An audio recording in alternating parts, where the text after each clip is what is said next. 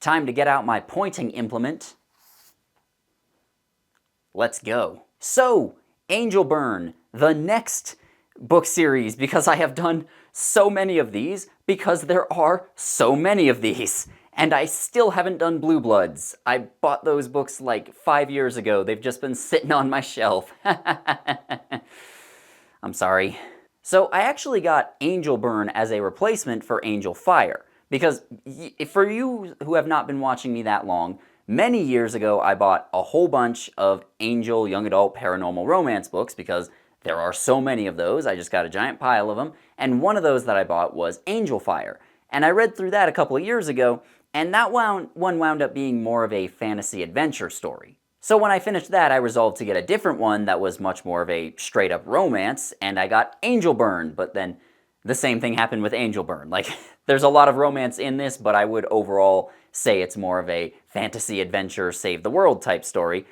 But, you know, don't worry, I'll continue making fun of this thing. I might already have another Angel romance set up, ready to go, that I might start making fun of at some point soon. We'll see. So Angel Burn is not terrible. It's not that weird either, which was kind of a problem for me because usually when I do these very brief summaries, I want it to be either really, really bad or really, really weird. And I did consider scrapping a lot of the work that I put into this and just doing a different type of video on this, but then I remember I did one of these for Vampire Academy as well, and those books weren't that terrible. They weren't half bad, and fuck it, 2025 sucked. I don't have to follow the rules anymore. Angel Burn is not very good. It is kind of a mess, to be honest. And by kind of, I mean it's like someone took a good story and then it got hit by a Category 5 tornado. The plot is pretty easy to explain. Angels invade the Earth, some plucky heroes fight to save the world. And that should be easy to at least make passable, right? Like, give us some likable heroes, give us some hateable villains, and then send them on a difficult journey. At the end of the day is saved, and the heroes get a happy ending. And the only thing that these books succeed at is giving us hateable villains. Like, we'll get into that more as the video goes on, but like, that is one thing they do pretty well. Other than that, it tries, you know, it does try to give us likable heroes and everything, but it does almost everything wrong. So while I wouldn't say these books are good, I would say they are tolerable, and that's kind of a miracle. So what's wrong with these books? Well, a couple of things. First and foremost, the main thing that stood out in my mind is that there are absolutely no themes here. Like at all. Not even something as simple and basic as love conquers all or freedom is worth fighting for. Like, it's all completely surface level. This is very much just heroes fight bad guys, and there's absolutely nothing deeper to it. Like, all actions that all characters do are explained directly to the audience, often more than once, and all the emotions are acted out and voiced out loud like the books think you're stupid. And it's not that the books needed to try and send a message in order to be good, it's that you would expect them to send one by accident, at least. But again, this is purely good guys fighting bad guys with absolutely nothing else going on. Every single plot twist in these books is given away long before it is, quote, revealed. Okay, you know what? This was funny for a minute, but this is actually sharp and heavy. I'm putting it away. Hold on. The plastic knife is back. Hail to the plastic knife. Every plot twist is given away long before it's revealed. And I don't mean that the author hid the clues to these twists poorly. I mean, the books literally just come out and tell you exactly what every twist is, and then later they tell you again, except when they tell you again, it's supposed to be like a jaw-dropping moment, and it fails because we already knew. Now, there is one exception to this. There is one twist in this series that is actually pretty good, and we'll get to that. The heroes. We'll get to them later. Don't worry, we'll get to them later. The world building here isn't awful, I guess. There are parts of it that are interesting, but a lot of it straight up doesn't make sense, and not in a way where it seems like the world is deliberately trying to be mysterious and mystical and different than how we imagine it should be. I mean, it's just not explained, or it contradicts itself in weird ways. For example, a lot of characters in these books are psychic, and they can read each other's thoughts and emotions. They also see visions of the future sometimes. That doesn't make sense. How does that work? I have no idea.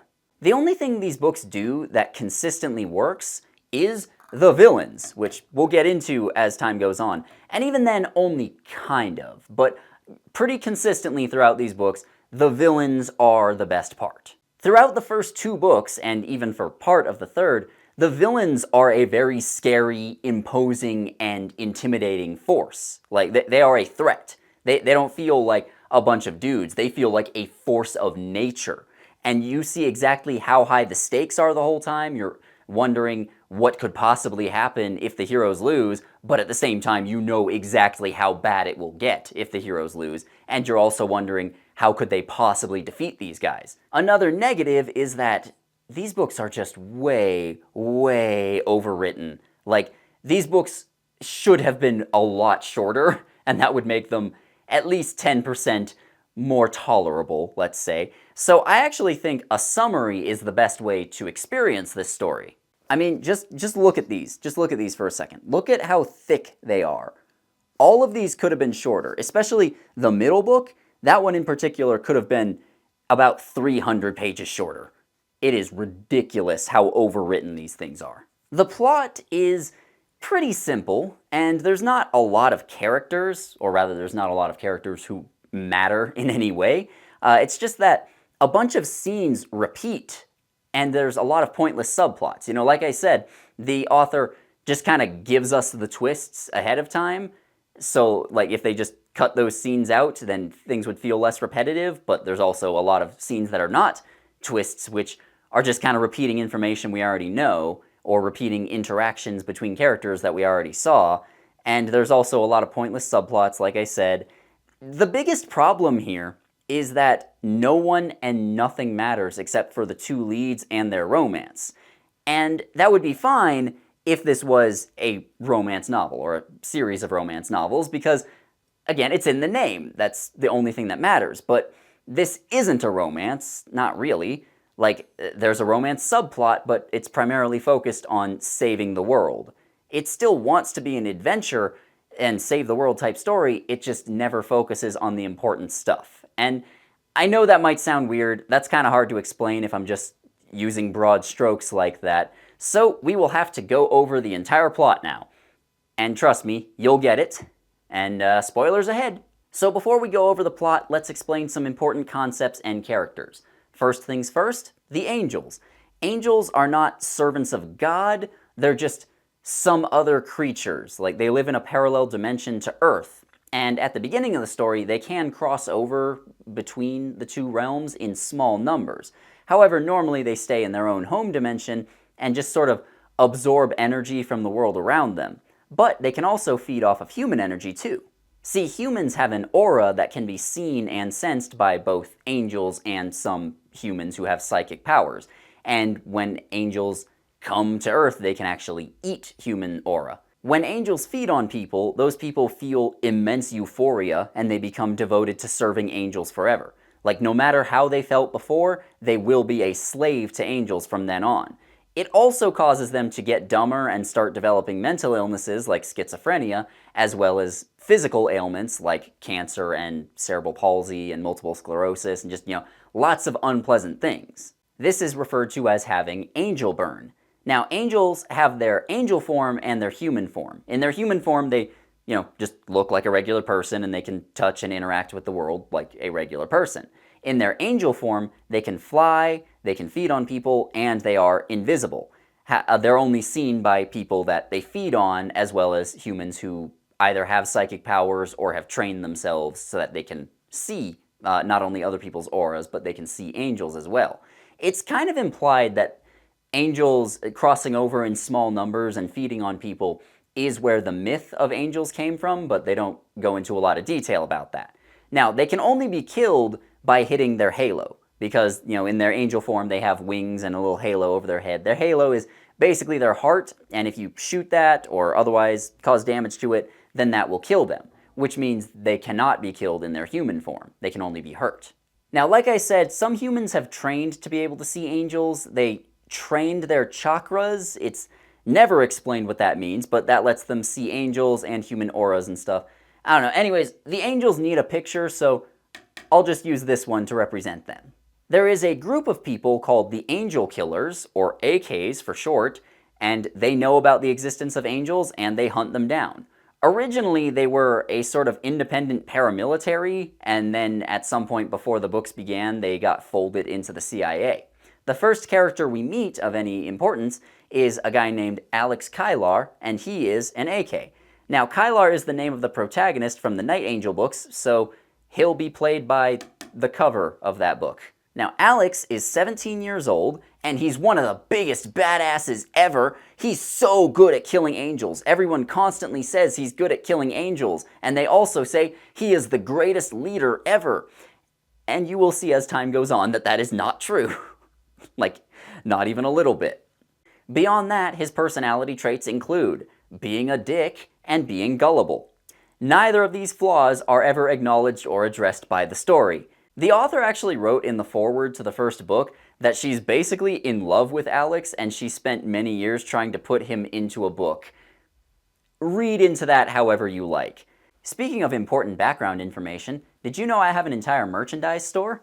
Yeah, you can buy t-shirts and hoodies, kind of like this one, and sweaters, and other stuff. You should go check it out if you haven't. You can also get a shout out from me over on Cameo if you feel like doing that. You know, that's also important background information.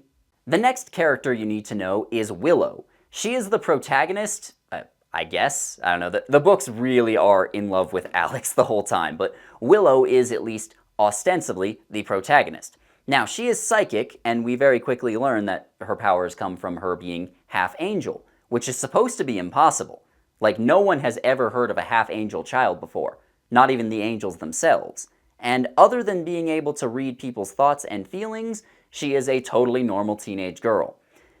There is nothing here, not even to make fun of, so here's a picture of a willow tree. I have no idea how her psychic powers are supposed to work because she can sense people's thoughts and feelings, even residual ones from objects, and she can also see the future. No idea how that works. Like, are there fates who spin the threads of time? I don't know. There are just a couple of vague visions of the future from not just Willow but other people that affect the plot because the author says so. Next up is the leader of the angels on Earth. His name is Raziel.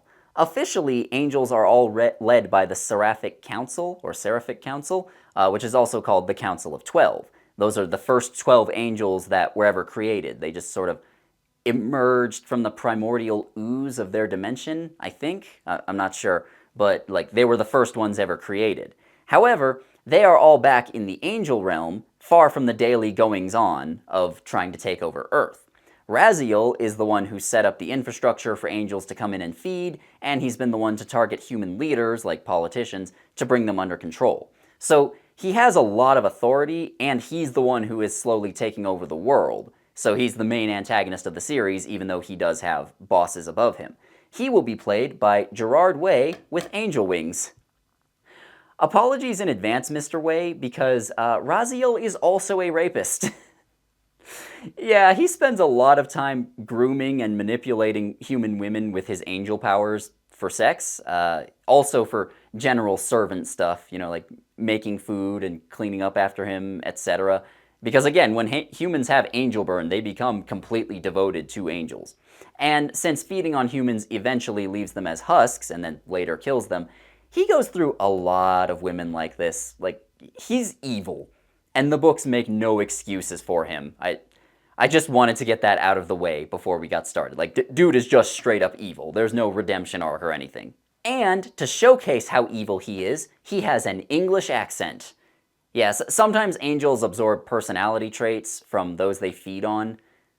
Now, these three characters are kind of it. Like, there are other characters here, but most of them don't actually matter. Like, this is a problem I'll go into more as the story continues, but Willow and Alex really are just the center of the entire universe to an obnoxious degree.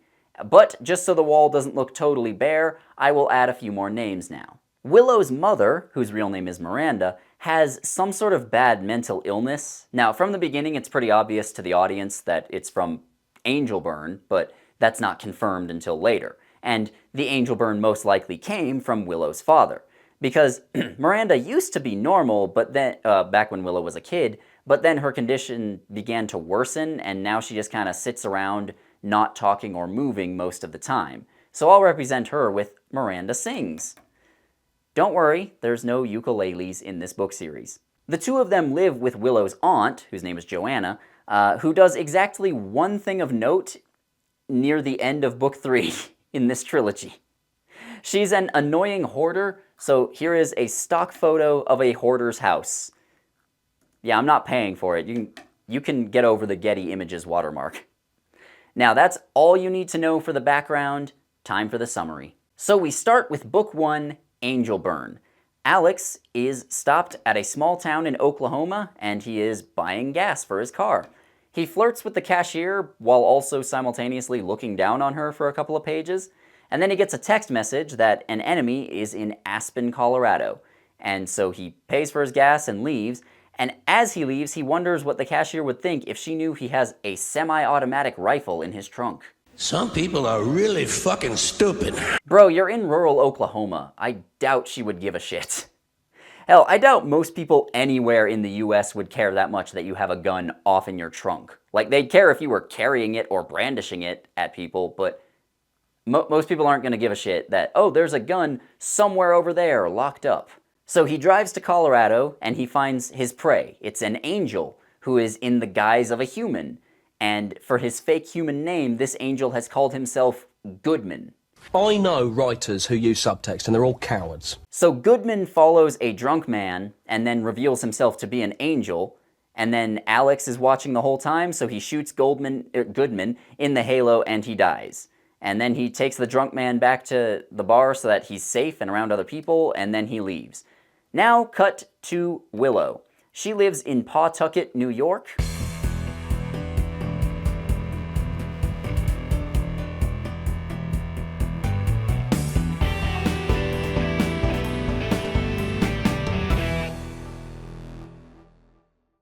And her parts are all written in first-person POV, even though the rest of the books are written in third person, and switching back between first and third person is really fucking annoying. Just write the whole thing in third person, you annoying fucking pieces of fuck.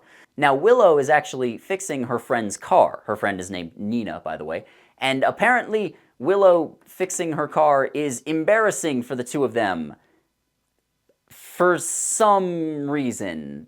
Yeah, Willow also does psychic readings, which is a lot more likely to cause embarrassment. Like, no one cares if you can fix cars. That's a useful skill. But if you go around reading people's horoscopes and trying to predict the future, that is going to be worthy of mockery, and even teenagers understand that. Like, do a psychic reading. Have Willow do a psychic reading with some of the kids at school who live in religious homes and only recently became atheists.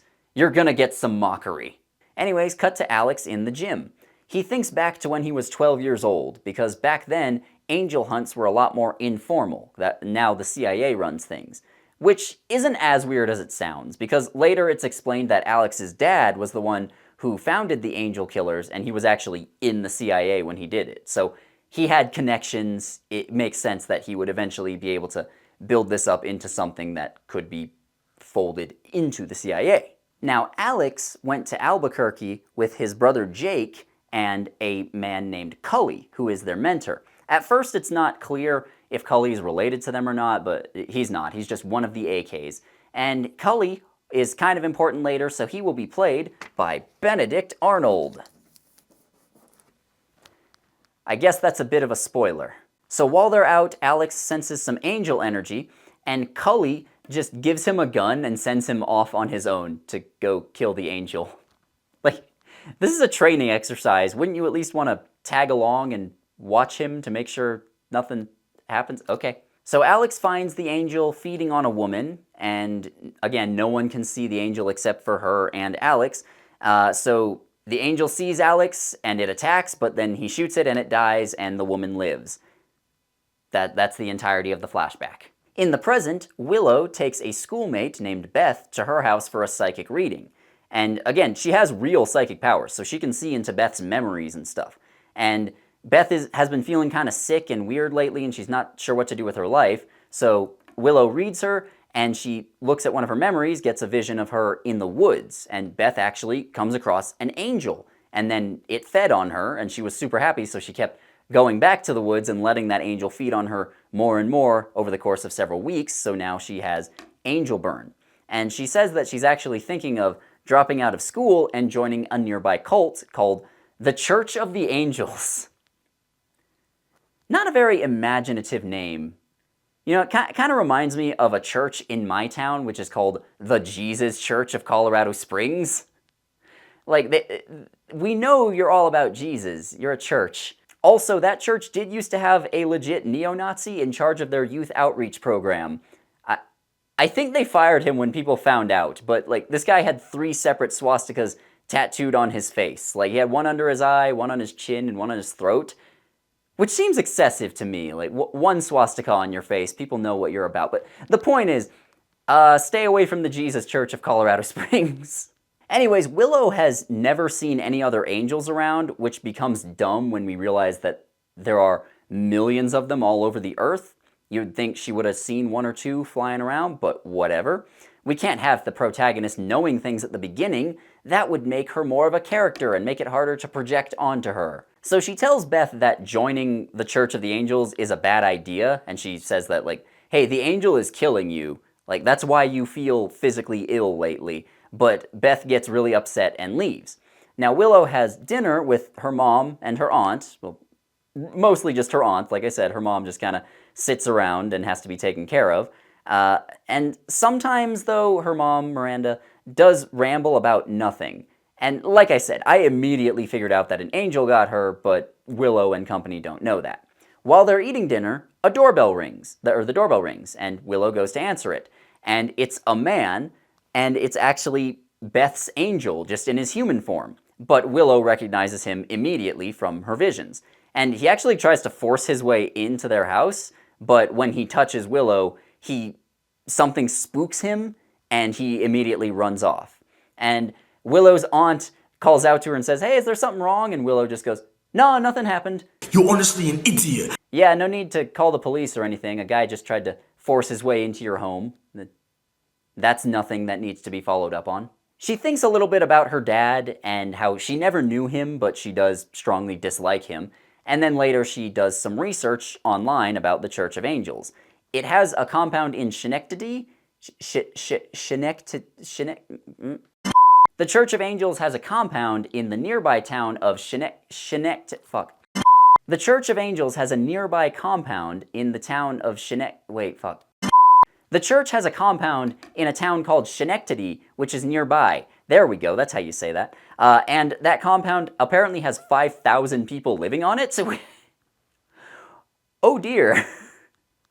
Now, for the first time in the book, we cut to Raziel. He is at the main cathedral of the Church of the Angels, which unfortunately is located in Denver.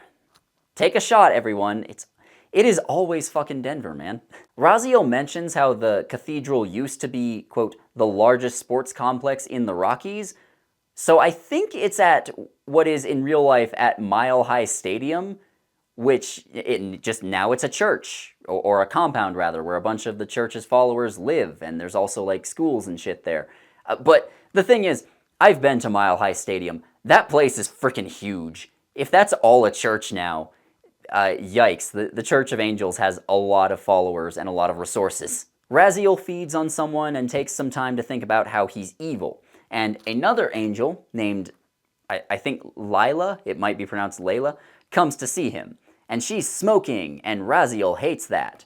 And this is when we learn that angels are from another world. Because up until this point, we've had no idea exactly what angels are or where they come from. Like Alex and the AKs know they're from some other dimension, but they don't know much beyond that. See, before the events of the books, it used to be pretty rare for angels to come here and feed on humans. But, as Raziel explains, their world is dying, and now they're planning to all just migrate to Earth and live off of humans like we're livestock. Now, it's a bit odd to bring all of that up at once, but it was a pretty good oh shit moment. Like, this is about 60 pages into the book, so we're getting into it and we're wondering exactly what's going on, and then they just hit us with all of this. That was like, oh, that was a big moment. Especially because we also learned that the church is growing very quickly, and they're converting government officials to help smooth things over. Like, this is not good. They're taking over, and most people don't notice, and no one who can stop it cares. However, there are some angels who are traitors, and they're actually trying to help humanity. Raziel gets a call from an angel named Pashar, I think that's how you say that, and he's the angel that actually tried to attack Willow earlier. And he says that Willow is half angel, which is supposed to be impossible. And apparently when he was trying to force his way in and he touched her, he saw a flash of the future, and he says that Willow has the power to destroy all angels. And Raziel just goes, okay, yeah, I guess she needs to be killed. Now, Pashar is like freaking out and panicking while he's telling him this. Raziel is just very calmly and very evilly going, all right, then we'll kill her and get her out of the way. Raziel has a human assistant named Jonah. Now, before he joined the Church of the Angels, Jonah was extremely depressed and suicidal, and then by joining the church, he found his calling. He saw an angel and was like, oh shit, yes, I must join these guys, I must help them out. And then he just worked his way up, and now he is Raziel's assistant. And he will be played by Jonah Hill. Specifically, this picture of Jonah Hill, where he looks like a fashion designer from a sketch on Saturday Night Live. Why is it so hard to say Saturday Night Live? I don't know why. So Raziel tells him to take care of Willow, and Jonah just finds her address and texts it to someone, who is very quickly revealed to be Alex, because they have apparently been sending Alex to kill traitor angels without him realizing. Now, everything I'm describing here happens in one chapter. This chapter is almost pure exposition, but it is really good exposition. It's the moment I realized that I liked what I was reading. And I thought, okay, yeah, maybe these books will be good, or even great. And unfortunately, the rest happens. So Alex gets Jonah's message, and he goes to Willow's house in order to kill her. And he sneaks in and finds her sleeping. But while she's sleeping, he sees a vision of an angel with no halo just hovering over her. And the angel looks exactly like her, it's just it has wings and no halo, and the angel also appears to be sleeping. It doesn't react to him in any way, and he's like, okay, it seems like her and this angel apparition thing are one and the same, and he gets really confused, and he's not sure what to do, so he leaves her house and calls his boss up. And he doesn't have any sort of contact with other angel killers, like all he knows is the anonymous text messages that he gets, and he just never finds that suspicious until now. Like, this is the first time he has ever questioned if maybe the people that he's never met, who are sending him to kill other people that he's never met, aren't all on the up and up. But he does manage to call his boss, and he gets into contact with him, and he contacts him on the phone. And his boss, he has an English accent, so it's pretty obviously Raziel. But Raziel acts really cagey, and he just says, kill the girl, don't worry about what she is. That's dumb. You'd think he would take a moment to try and soothe his anxiety here, because there's no backup plan. Like, he has no other way of trying to kill Willow. He's just sending this guy in. You'd think he would tell him something and just try to soothe his hesitations, or that's not how you put that, but whatever. You'd think he would say something to get him on his side and make sure that he's on his side, but whatever. Anyways, because of this, Alex immediately figures out that angels are manipulating things and that they've somehow infiltrated the angel killers, which is also referred to as Project Angel in the CIA, because, again, not very imaginative names. But he realizes angels have infiltrated things and are manipulating things, and he goes off to find Willow. And here's the thing. I get that he was supposed to have tunnel vision before. Like, he really hated angels and he just wanted to kill them. But if he truly had tunnel vision and was ignoring facts that were inconvenient to him, then he wouldn't have changed his mind this quickly, and he wouldn't have put things together this quickly. It should have been more of a gradual process, but whatever. At school, Willow hears that Beth has dropped out to join the cult, and so Willow decides to go to the nearest church in Schenectady to find her. Now, she goes there, and the church is a massive complex. It's smaller than the main cathedral in Denver, but it is still a massive complex because the angels have many, many worshippers. And Alex actually has been following her, so he meets her there, and they talk a little bit. Now, during the service, Beth comes out in front of everybody, and she just comes out and says, "Hey, I'm a new member," and everyone is clapping and cheering for her, which is pretty common for cults and churches, not that there's a difference. And an angel appears, and everyone is in awe, but Willow sees the angel feed on Beth's aura, and she knows something is wrong. And while she's watching, she sees that Alex notices it too, even though no one else in the audience can see anything. And she tries to talk to Beth in the middle of things, but Beth gets really mad at her and says, "She hates angels," like, typical cult stuff. And I just want to point out that the Church of Angels is vaguely Christian. It's described as being vaguely Christian in its iconography and everything, but it's also just absolutely full of heresy. Like, if someone preached this type of heresy 500 years ago, they would be burnt at the stake. Like, the Catholic Church and other Christian denominations and every other religion on earth would be looking into this. They'd be sending investigators, they'd be making public statements about not worshiping false idols, etc. This could have been an interesting thing to talk about, but no one in these books ever brings up religion at all. Now, once Beth starts yelling at Willow, Raziel, who is there, notices her and realizes who she is, so he just immediately orders the entire congregation to attack her. And they all do it without even questioning things. And also, an angel is there, who it's confirmed that's Pashar. He also turns into his angel form and attacks. The angelic apparition that Alex saw before appears over Willow, and her and Alex just run away, and Alex is like, "Hey, get in my car, I'll help you escape." And so they jump in his car together, and they drive off, but right before that, Pashar in his angel form tries to swoop in and kill them, so Alex pulls out a gun, shoots him. So Pashar is dead. Like, he never comes back after that, just to clarify. And while they're driving off, they explain everything to each other. Like, Willow explains the psychic readings and what was happening with Beth and everything. And Alex explains that, "Yeah, I hunt down and kill angels, but I saw a weird apparition over you, so I wasn't sure what was going on. But I guess if they want you dead, then I want to keep you alive. They see you as some sort of threat. So, sure, we're friends now." And just to make sure that there's no further tension or anything, Willow just does a psychic reading on Alex, and then she immediately sees that, okay, he actually is on her side. And then she thinks back to her mom, because at some point in a crazy haze, she just said that her dad was an angel, and then she realizes, oh, okay, my mom wasn't crazy, she had angel burn, my dad probably really was an angel, and the two of them are like, okay, I'm a half angel now, and neither of them is quite sure what to do with that.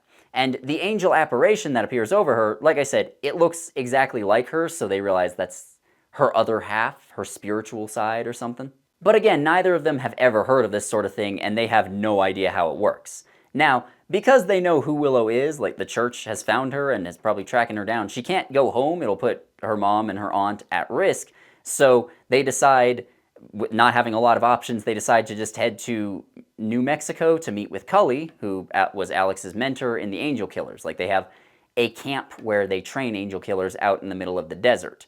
And again, Angel Killers. That's not an imaginative name. Like, it sounds like something Hideo Kojima would come up with. So they drive for a while, and then they stop off in New York City to get a new car. And they dispose of their cell phones so that they can't be tracked.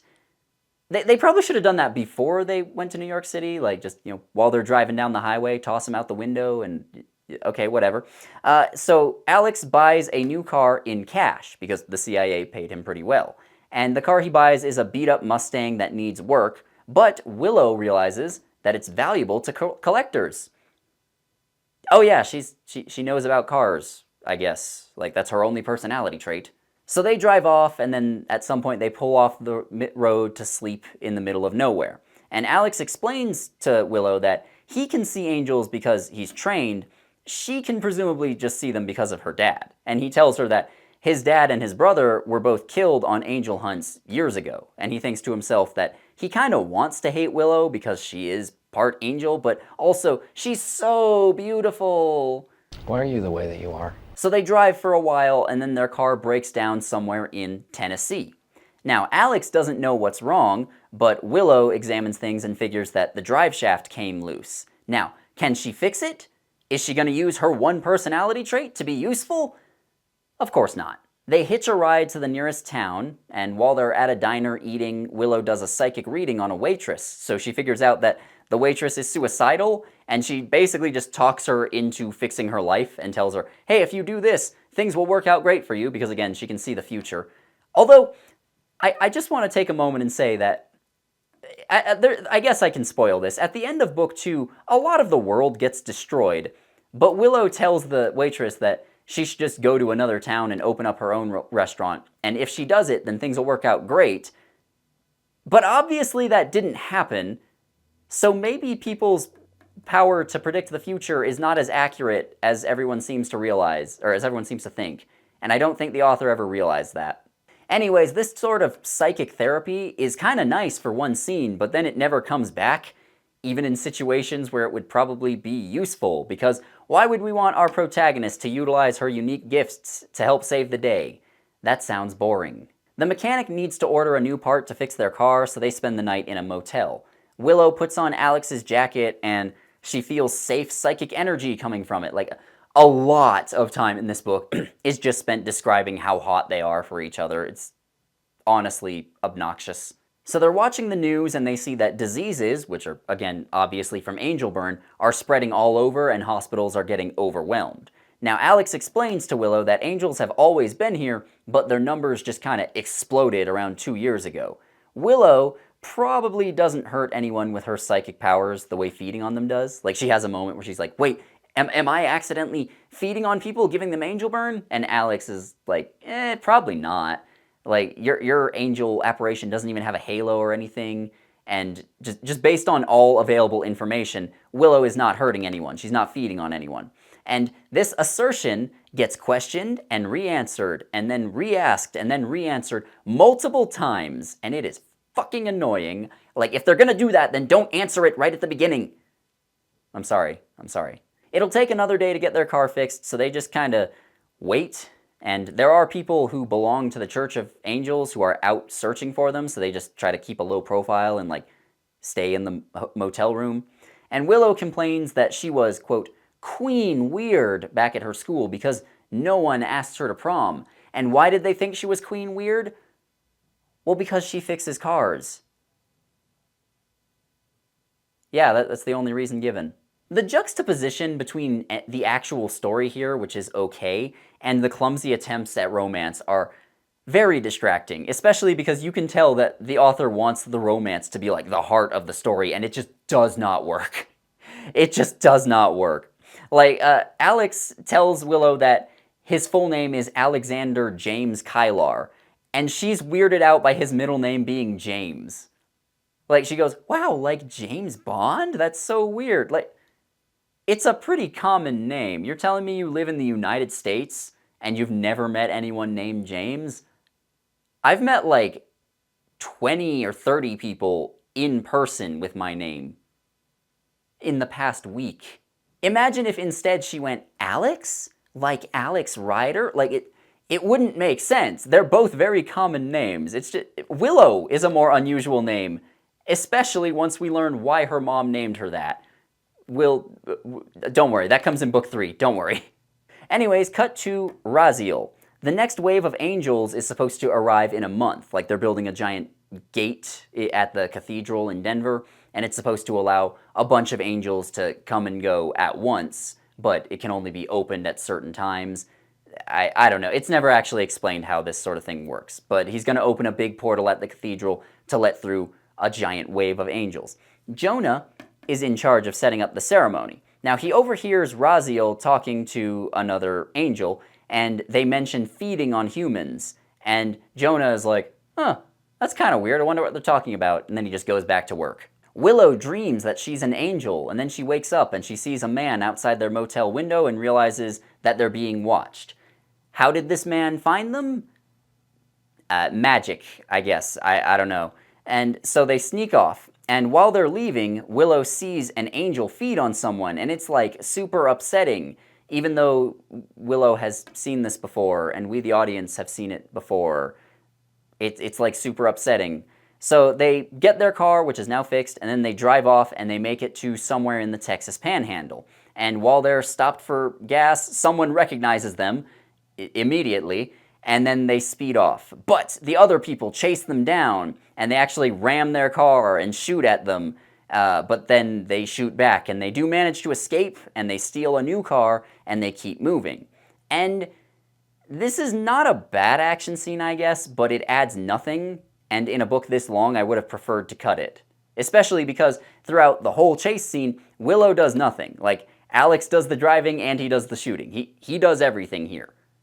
Once again, I draw you to the foreword where the author basically just said she's in love with him and wanted an excuse to put him in a book. They spend the night out in the wilderness, and Willow hears a coyote howling, and she's like very impressed by it, I guess. Jonah is, again, getting set up for the arrival of more angels, and he realizes that a lot of people in the church are getting sick. Like, they're getting cancer and Parkinson's and other physical ailments. So he's trying to figure out exactly what's going on. He's still thinking about what he heard Raziel saying earlier. So he calls Beth in Schenectady, because she's the one who identified Willow and said she was dangerous, and he asks, like, hey, why is she so dangerous? And Beth mentions that Willow said, I would get sick if I stayed around angels too much, and Jonah is really suspicious. Like, he's starting to connect the dots here, but he still really is a believer in the church, and he wants to be there, and he wants to help it. Oh, sorry, Dad is texting me. Jonah is suspicious, but he is starting to connect the dots.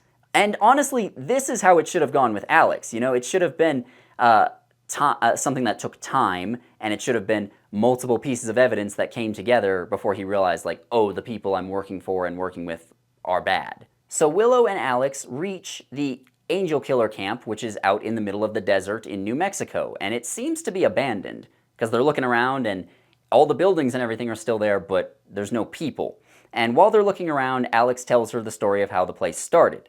His dad was in the CIA, so at some point he went to Asia and learned about chakras and energy fields, because that's a thing CIA agents do, I guess? I don't know. And his mom was acting weird, so his dad followed her out one night, and he saw her being fed on by an angel. And he fights the angel, and he actually fights it using his own aura and his own energy, which they can do, but it's just really dangerous. And he managed to kill the angel, but during the fighting, the angel also ripped out his mom's life force and killed her. So he decided to start the Angel Killers. And it took him some time to learn about them, but they did figure out how to fight the guys. Again, they realized, like, okay, let's not use our own energy, let's just use guns and just hit them in the halo, and they die. Then, Cully shows up at the camp and is pretty surprised to see them. And immediately Willow senses that there's something off about him, so they don't tell him exactly who she is. They just say that she's Alex's girlfriend and that she's a prospective angel killer.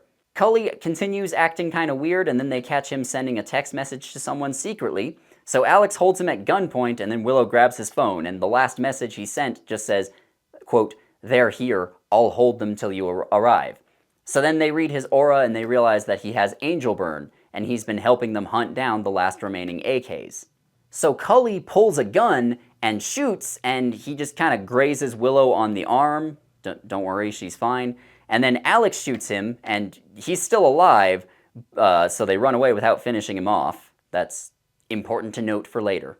And then while they're driving off from the camp, Willow just decides that she's in love with Alex. She's known him for like 3 fucking days, but okay. Anyways, 5 angels appear and start pursuing them. Like, again, Cully tipped them off, so they were already flying in that direction. And Alex manages to shoot 2 of them without any trouble. And then Willow purposely summons her angel form and fights off some of the others while Alex finishes them off. Now, while she's fighting, her human body is vulnerable. Like, her human body just sort of sits still while her mind controls her angel. And they figure later on that their human body is where their life force comes from, so if their human body dies, then their angel apparition will also die. And afterwards, after the fight, she freaks out and goes like, "Oh, I'm a monster!" for some reason. That's really dumb. They don't have many options for what to do next. Like, they need to contact somebody in Project Angel who isn't compromised, so they decide for now they're just going to go into hiding. Alex goes and buys some supplies, and while doing that, he gets Willow a necklace, and she like wears it and keeps it for the rest of the series because it's just so special and it just means that much to her. And then they go to an old cabin in the mountains and they hide out there, and they finally kiss, and it's like romantic, I guess. Willow uses her psychic powers and she can tell that Alex is in love with her too. Okay. I really don't know why books like this feel the need to jump to I am in love with you after like 3 days.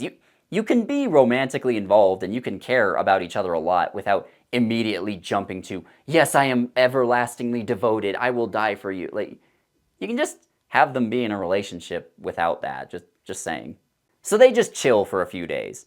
Meanwhile, Jonah meets with a traitor angel whose name is Nate, and he also meets a woman named Sophie who is in the CIA, and she's a member of Project Angel. Now, Sophie was a high-ranking member of Project Angel who managed to avoid getting angel burn, so now she is de facto in charge of things. She's on the run from the angels and her bosses, and she has very, very few resources to work with, but she is determined to fight this threat and to protect people from angels. Sophie has potential to be a very interesting and cool character. Unfortunately, she gets completely screwed over by the story. So she will be played by Sophie Sheridan from Mamma Mia. I fucking hate that movie. So Nate explains to Jonah that the angels feed on people and kill them, but he also says that their world is dying, so they're all going to migrate to Earth now. And when Jonah actually first saw an angel before he joined the church, that angel was also a traitor. She did something to him which is called marshalling. Now basically marshalling beefs up a human's psychic defenses so that other angels can't feed on them, and therefore they can't brainwash them. Now, they have a plan, like Sophie and Nate have a plan, they just need Jonah's help with it. They need Willow too, and they're searching for her, but they don't know where she is. So cut back to Willow and Alex. She tells the story of how her and her mom wound up moving in with her Aunt Joanna. Her mom was mentally unfit to take care of a child. Like, Willow was about 9 years old, and she was trying to run the house by herself, basically, and then people found out, and they're like, no, you have to go live with your aunt. That's it. And I mean, we already knew that, so it doesn't add much. And then Alex says that his dad was killed by an angel, which we already knew. Remember how I said this book is too damn long and stuff needed to be cut?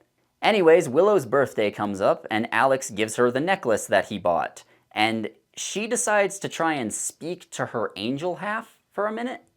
She stood gazing at me, her shining robes falling from her shoulders, and I thought, dazedly, Alex is right.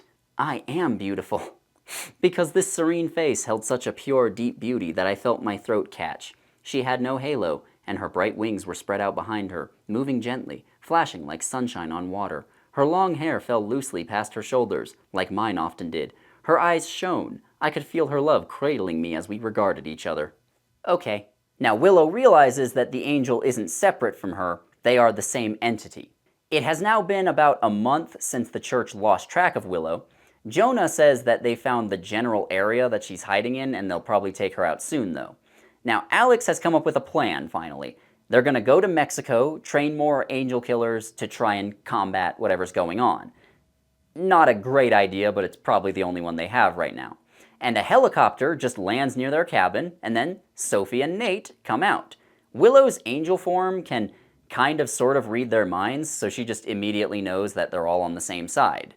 Nate explains that he only feeds on people who already have angel burn, and he says he feels bad about it, but it is necessary because he needs to live if he's going to help anyone. And they explain everything about the angel world dying and how a bunch more are going to come soon. And for thousands or millions to cross, a gate has to be created. And if they disrupt the ceremony where the gate is opening, then the gate will slam shut and it can't be reopened, or at least that's what they think. Now, they need to use a stone from the angel world, which they call Angelica. Again, very imaginative name. Through various mumbo-jumbo, we find out that Willow's half-angelness will allow her to use the stone to blow up the gate, or at least that's their theory. And Alex hears that and he's like, no, you might die. But like, obviously she has to try. They don't have a lot of options here. So she just flies off with the other two in their helicopter, and Alex, he just kind of stays behind at the cabin, and then he immediately decides that he's going to go to Denver to help, so he drives off. But that's so dumb! Could have just flown in with the others, bro. You know, this book is just so desperately trying to force drama into the story, but we already have that. You don't need to add more. Once they're in Colorado, they learn that other people in the CIA are helping. These are people who aren't members of Project Angel, they don't know all the fine details, they're just helping. And Sophie does tell her that her family, her mom and her aunt, are safe, and her friend Nina as well, who is worried about her. Like, do you remember Nina? You know, Willow was fixing her car at the start. Like, you care so much about Nina and what she's up to, right? Yeah, she's safe. Don't worry. So basically their plan is to sneak Willow into the cathedral along with the crowd, and they manage to get her a spot right up front, in front of the gate. And when the gate begins to open, she's just going to focus her energy on the stone and then throw it in. Meanwhile, Alex drives for a while, and then he gets a flat tire, and then he gets the flat tire fixed, and then he gets stuck in traffic, and then he runs for a bit, and then he buys some guy's motorcycle for the last stretch of the journey, and it's like super riveting. Willow sneaks into the ceremony, and while she's there, she sees Raziel, and she realizes that this is the man she saw in her mother's memories, and she realizes that, oh, this is my father. And I'm not gonna lie to you, this is the one twist in the books that actually works, because it did catch me off guard, but it makes total sense in retrospect. And the author didn't feel the need to announce very loudly multiple times that Raziel is her father. You just get to that point and you go, oh yeah, I guess, yeah, that makes sense.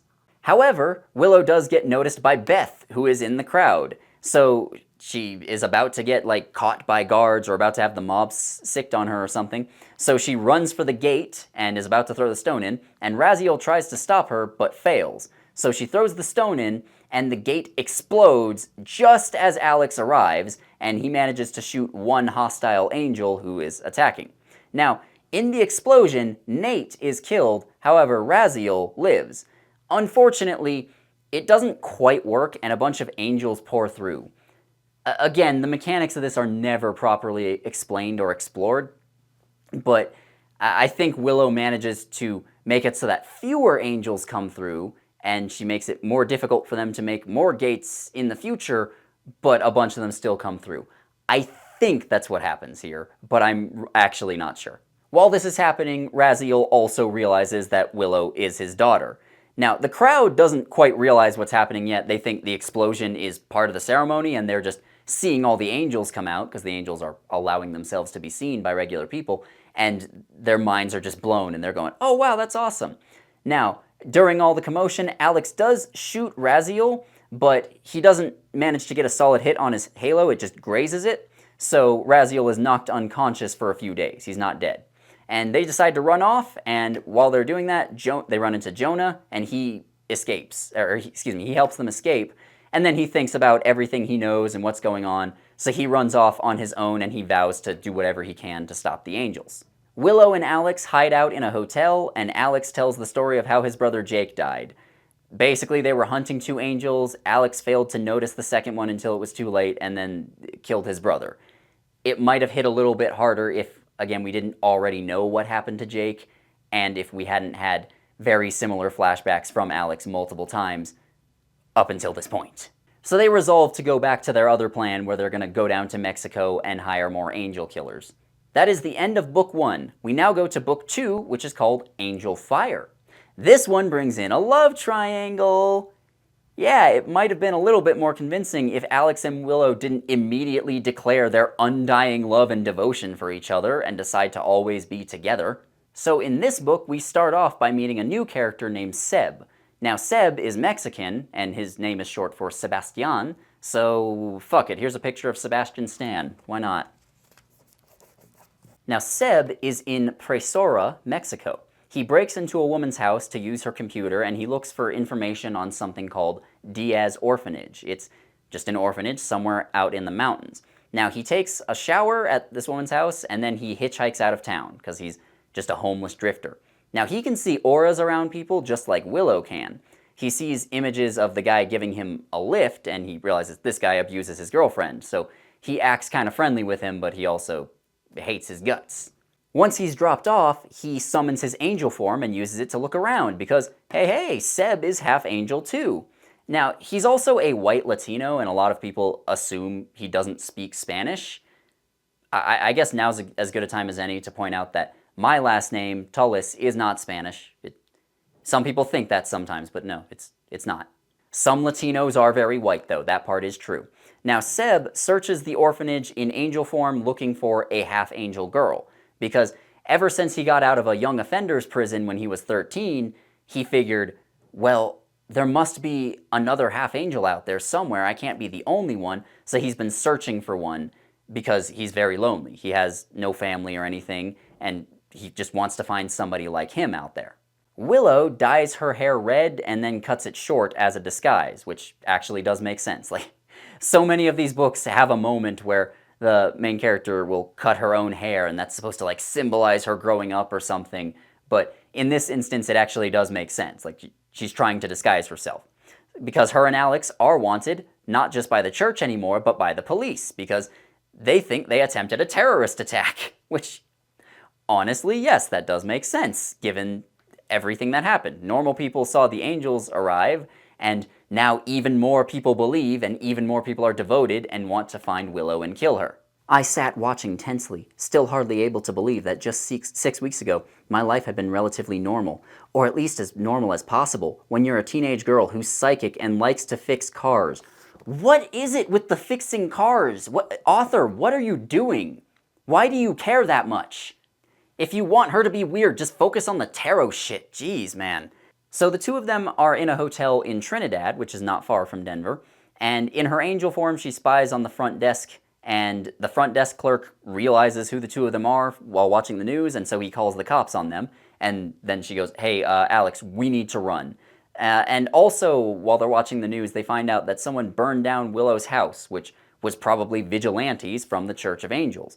And they find the bodies of 2 dead women inside, certainly her mom and her aunt. So Alex and Willow make their escape from the hotel, and while they're doing that, Alex tells Willow, hey, it wouldn't make sense for the church to kill your family, which they specifically said it wasn't the church, it was vigilantes, but okay, whatever. And then he tells her, like, hey, they're probably still alive, this is probably all fake. And Willow doesn't believe him at first, but then she's able to sense her mom's aura from across the country because her powers allow her to do that now. And then she just goes, oh, okay, my mom and my aunt are perfectly okay. And Alex actually theorizes that the CIA faked their deaths and has them somewhere so that the church can't get to them. Which is really nice because, you know, we wouldn't want to have any potential drama or plot twists here. You know, like, this could easily be motivation for Willow to continue the fight, even in her darkest moments. Like, those people killed my mom and my aunt. Or it could easily just be an actual decent plot twist that comes up in book 3 where she goes, oh, they're still alive. But no, just tell us that they're still alive right away. Okay. Character development? What's that? The two of them steal some camping gear from Goodwill, and while they're driving down south, a bunch of angels fly overhead, and they realize, like, okay, the angels are searching for a new place to live. They're essentially colonists searching for new lands to conquer. So they keep moving south towards the Sierra Madres, which is the same place that Seb currently is. Now, Willow has a dream where 12 angels are flying and then they explode. And she also sees Seb in this dream. And somehow she knows that this is a premonition. Once again, I have no idea how her powers work, so they just do things when the plot demands. I don't know. Raziel wakes up from his injuries that he got when Alex nearly killed him. And he is surprised to learn that the Seraphic Council, or the Council of 12, has arrived. They came with the last wave. Like, again, these are the angel rulers. These are his bosses. Alex and Willow managed to sneak into Mexico, which isn't that impressive, really. I don't think they care if you sneak that way, but whatever. They sneak into Mexico, and Willow asks Alex if there are any big cities in Mexico. You are really dumb. For real. I don't know, Willow. Do you think there are any big cities in this country of 130 million people? Yeah, there's a couple. Now, based on her dream, they decide that they should go to Mexico City specifically. And while they're on their way, somebody steals some of their stuff, including a picture that Willow had of her and her mom. And Seb also does psychic readings on people, so he does a psychic reading for someone for money, and then these two Americans named Lucy and Amanda come up and decide they want to tour the city that they're in with him. Like, they're clearly crushing on him. And Seb speaks English and other languages very easily due to his psychic powers. But for some reason, this doesn't apply to Willow. Like, yeah, I don't know why. Like, Willow doesn't come down to Mexico and, like, instantly learn to speak Spanish or something, even though Seb's powers allow him to do that with other languages.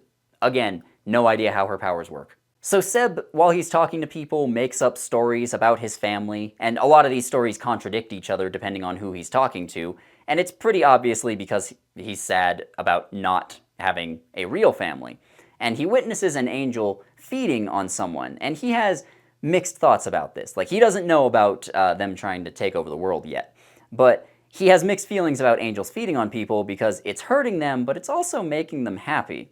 And then, while he's just looking through and a bunch of shops and stalls, he finds the people who stole some of Willow's stuff, and he finds the picture of her and her mom that was in her stuff, and he's like, hey, where'd you get this? Because he recognizes her as the half-angel girl that he has seen in some of his dreams, because he also has dreams about her. And he buys the picture off of them. They just say, I don't know, we stole it off of some gringos. I don't know, we didn't stop to ask them any questions. He also buys one of her old shirts off of them, and he's able to get a psychic reading from that, and that allows him to know that they are going down to Mexico City, so he decides to head down there and find her. Again, I guess their powers tell them where other people are, and also where they're going in the future. Just, the plot demands it.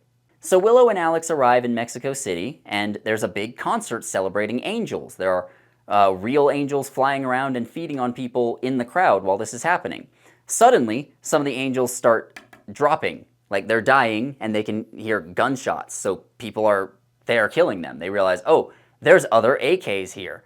And the angels manage to corner some of the AKs, but Alex and Willow go in and rescue them.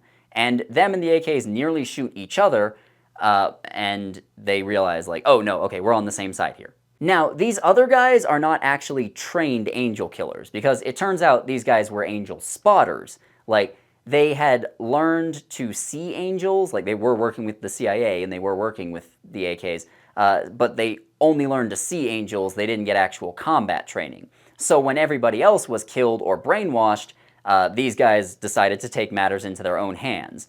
But they're also all teenagers who, again, have no combat training, so they don't really know what they're doing. Now, these guys are all led by an AK named Kara. Now, Kara and Alex are pretty close because love triangle, awesome, cool. Now, Kara is a lot like Sophie.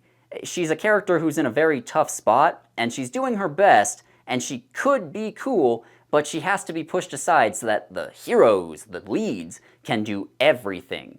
So, fuck it, here's Kara Zor-El, otherwise known as Supergirl, or Superman's cousin, whatever you want to call her. So Kara takes them into their base, their safe house that they have set up in Mexico City. And they came down to Mexico City because they intercepted an email which says that the Seraphic Council is going to be coming there. And they also somehow put together that if all 12 members of the Seraphic Council will die, then all angels will die. Because again, these are like the first angels ever created. They have a connection to the rest of them. So, and they also have a psychic connection so that they can mind control all of them. Now, it's a bit convenient that the angels have that much of a glaring weakness, but okay, sure. Now, Kara admits that her AKs are not very well trained, and they're just doing their best, but she also says, like, immediately that Alex should be in charge, so now he is in charge. Kara is suspicious of Willow and specifically says that she might cause angel burn without realizing it, and Alex takes some time to reassure everyone that it is not possible. Listen to me. You don't have a halo. You don't feed. The only way you could hurt me would be to stop touching me. That would hurt. A lot. This feels really good, actually.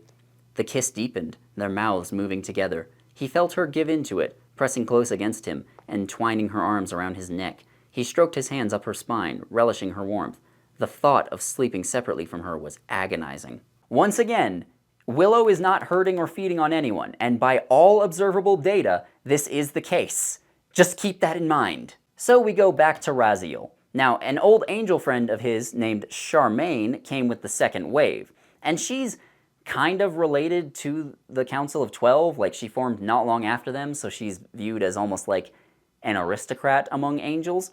And Raziel is annoyed that the 12 are on Earth now, because he wanted to secure his power base before they arrived. Now, he meets with the council, and the spokesperson of the 12, whose name is Izda, brings in all of the remaining traitor angels. There's about 100 of them that are still alive. Now, the 12, again, they can mind control all other angels. They can psychically summon them, and they are forced to come and meet up with these guys. And the council forces them into their angel forms, and then just explodes all their halos with their minds. So all of the traitor angels are executed all at once. And they make it very clear to Raziel that, hey, you had your fun here, but we are in charge now. They straight up tell him, you will fall in line or we will kill you just like we killed all of them. And he and Charmaine make out for a bit, and Raziel takes some time to think that since the bond between angels is weaker on Earth than it is back in their home dimension, then he thinks killing the council will not kill everyone else. He doesn't know for certain, that's just the theory he's working with. He can also sense Willow down in Mexico City, and we later learn that during the fight at the end of Book 1, he put a bit of his energy into her aura, so he's able to track her and read some of her thoughts and stuff. Once again, this is something that would have been more interesting if they didn't give it away before, giving away the twist. So he decides to make the human church members ease off of her, and his evil plan throughout this whole book is that he's going to try and help Willow and the AKs kill his bosses. He's again, gambling that killing them will not kill all angels, and then he'll get to live and be in charge afterwards. Now, this is actually a pretty cool villain plan, but again, we learn everything up front. Like, you don't need to give the audience an outline before they even start reading.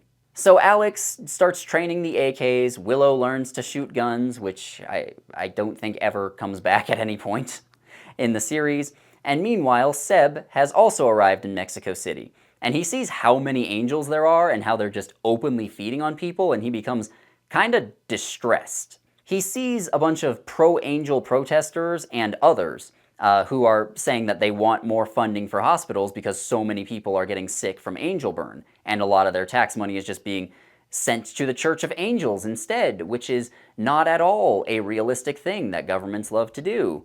Now, this is taking place on November 20th, which is Revolution Day in Mexico. It's a holiday, so the city is bustling. And Seb sees an angel feeding on a little girl, and he decides that's one step too far, and he decides to fight it. So he fights it simultaneously with his angel form and his human form. Like, his angel form is like flying around and wrestling with it and stuff, and then when it comes down to attack him in his human form, he just hits its halo with a knife and kills it, because Seb actually can control both his human body and his angel apparition at the same time. It just takes a bit of practice. In fact, in general, he has way more knowledge and control of his powers than Willow does. How did he figure all this out and she didn't? Well, you see, that might have given her some personality, and we can't have that. Like, who would ever want to read about a girl who already knows she's half angel and has spent her life keeping it a secret? That sounds boring. Anyways, the AKs are planning their secret attack where they're going to go in and kill the entire Seraphic Council. Now, off-screen, Kara made friends with someone who works at the cathedral named Luis, and she's managed to get info about the security from him. Would have been nice to actually see this, but, whatever. This happened off-screen. And all of the AKs are also just shocked that Willow went to high school, and they go, wow, that's so normal, which... That's just such a weird thing to put in there. I don't know why that was there at all. Now, Willow thinks that she should go to the cathedral and psychically gather some more information that might be useful to them. And Alex gets, really fucking mad at her out of nowhere and says, you're not going. That's too dangerous. This is stupid! This is stupid! And then he gets a migraine and he assures her that it's not angel burn. Now, Willow's angel around this time also starts acting out on its own, and she's having trouble controlling it. Raziel spends some more time thinking about how he's evil and he wants to kill the council. Now, the human and the angel worlds apparently used to be the same, and then they split apart at some point in the distant past. The 12 have some ties to Earth's energy. What that means is kind of unclear at first, but later we do learn that The 12 are putting down roots. Basically, they're tying themselves, and through them all angels, to Earth's natural energy, because apparently that's a thing. The AKs go on a practice hunt, and Alex, after several pages of discussion, decides to bring Willow along. Even though, again, like she's part of the team and she's going to be in danger, whatever. It takes him several pages to decide to bring her along. And the hunt goes okay. However, one of the AKs, who is a guy named Sam, runs off and disobeys orders and draws attention to them, because he's dumb and we need drama for a couple of pages. Willow gets separated from the others, but while she's trying to make her way back, she runs in to none other than Seb. And he immediately drops to his knees in front of her and is like, "Yes, I found you. I've been looking for you my whole life." The two of them see a flock of angels flying overhead, including the 12. And this reminds Willow of her dream. And she realizes that, hey, Seb can also see the angels, so they actually follow the flock for a little bit together. And the flock flies to a place called El Torre Mayor, which is a real skyscraper in Mexico City. And they realize, okay, that's where the council is going to be staying while they're here. So Seb introduces himself to her and tells her, like, hey, I'm half angel, just like you, see? And he shows her his apparition, and both of them have this moment where they realize, okay, I'm not alone. There is someone else like me who's out there. And Seb is kind of weird and clingy with Willow, because, you know, he just met her and he's already feeling like he's in love, but he's also very friendly and helpful. Now, you might think that this would lead to conflict later, but no. The conflict that it leads to later is much, much stupider. So then Alex finds them and Seb explains everything. So Alex arrives and Seb explains things to him. He's like, yeah, I'm also half angel, and I've had dreams and feelings that Willow is out there, and so I was going to look and find her. And the conversation goes on way too long, and it feels very redundant because, again, the audience already knows everything ahead of time. You don't need to explain it twice. Just say, Seb explained everything to them, and they were like, whoa, that's crazy. Alex is now very jealous because we need drama. Like, how dare my girlfriend make a new friend that she has things in common with? This is so unfair to me, the center of the universe. I mean, that's sexist, but okay. Trust me, you might think that I'm simplifying or I'm not giving him a fair shake, but I am actually being far nicer and more reasonable than he was. So they explain to Seb that they're planning on just killing all of the angels, and he's cool with it, so I guess he's just now part of the team. Alex spends some time asking Seb about being a half angel, and Alex is kind of short with him. Like, and by short I mean he's kind of rude and snippy with him, but he also does know that they could really use his help. And Seb has known that he was half angel since he was 5. Like, it's just, I don't know, he just found out, and Willow is stupid apparently. So Kara comes back to their base, and she's very upset because her informant in the church disappeared. They probably found out that he was being an informant, and then he was killed. And now the council is in a different location, so they're back to square one, even though they literally saw the council fly off to El Torre Mayor, and they already know that, okay, whatever. Now, all of the others are kind of suspicious of Seb, which is honestly understandable, and they all argue a lot, which, look, I'll give the books this. It does make sense that they're arguing a lot, because they're all teenagers. Like, their allies are all dead, and there's pressure on them to save millions of lives. It all makes sense for them to be upset and snapping at each other. It's just not fun to read. So Willow very explicitly puts Seb into the friend zone, and he seems cool with it, but he also keeps flirting with her. I hated it that anyone had ever hurt him at all. I squeezed his hand back and then drew away, wishing my traitor pulse hadn't skipped at his touch. Hey, you're supposed to be my brother, I said, trying to joke. Brothers don't hold their sisters' hands or call them querida. Seb smiled, his hazel eyes starting to dance. Yes, they do, he said. This happens all the time. Well, I guess things are different in Mexico then, I said, because in America, no way, and I'm an American. But you're in Mexico now, he pointed out. Right, and you're saying that here boys hold hands with their sisters and call them sweetheart. Oh yes, we're very friendly, we Mexicans. That is an interesting line for a white woman from Arkansas to write. So Seb says that his angel used to have its own thoughts, but it doesn't anymore. And after discussing it for a little bit, the two of them determine that their angel forms don't actually have separate thoughts, they just seem like they have separate thoughts when they are conflicted about something. So Seb's angel actually nudged him in a better direction when he acted out as a kid, because even then, there was a part of his mind that was telling him, no, don't do that. There is a lot of time dedicated to this backstory. It could have been covered in like 2 pages. Like, he had a shitty childhood, his mom died when he was young, he realized he's half angel, he went off looking for Willow, and that's it. Like, we didn't need to spend this much time on it. But anyways, Willow says that Doritos are Mexican food. Hey, Patrick, what am I now? Stupid? However, she does clarify that she didn't mean regular Doritos. She meant, quote, the plain ones that you eat with salsa. Shut the fuck up! You mean tortilla chips? Once again, this book was written by a white woman from Arkansas. So Seb finally starts teaching Willow how to disguise her aura, because as it stands now, when other angels are nearby, they can sense her aura and realize that she's not a regular human, and he knows how to disguise his aura so that he can blend into crowds and stuff, so he starts teaching Willow how to do that. Meanwhile, Raziel is planning to build a city for angel followers in Silver Trail, Colorado. And again, from thousands of miles away, he can kind of, sort of, read Willow's mind, and he also says that the 12, the council, will kill him if they realize that he's Willow's dad, and also he loves feeding from children because he is evil. Alex scopes out El Torre Mayor. The angels, specifically the 12, are on the top floor, and he can't reach them. They have security features to make sure that doesn't happen. So all of the other AKs decide to check out the cathedral. Now, the leader of the council, in his human form, does an interview on the news and says that the angels will retire from public view soon. Meanwhile, the AKs go and scope out the cathedral. Now, you might think this is an opportunity to have a tense sequence with them sneaking around and trying to gather information. Nah, let's talk about the love triangle between Alex, Willow, and Seb for a couple of pages instead.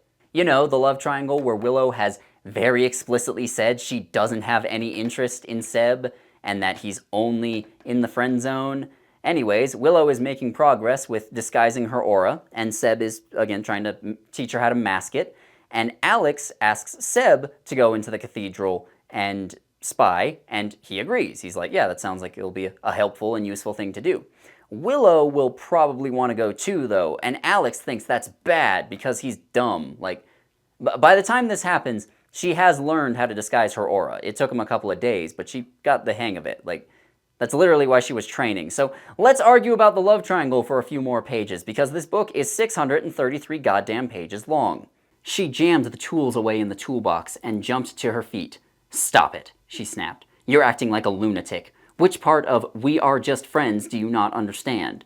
He rose, too. He could feel the blood beating at his brain. Oh yeah, because it's really my comprehension skills that are the problem here. I just don't get it, do I? You know what? Maybe I get way more than I want to. Now, you might be thinking I left something out and Alex has a reason to be jealous, but no. He's just kind of like this. For nothing.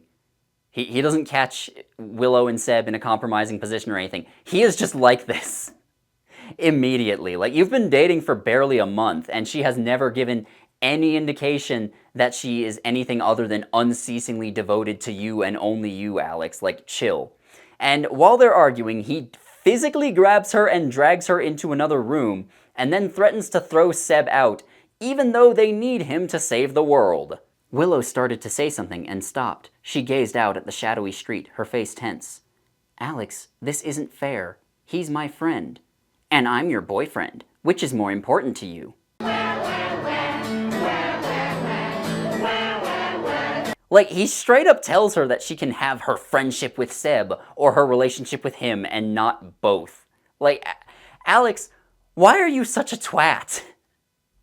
Like, where is this coming from? Holy shit.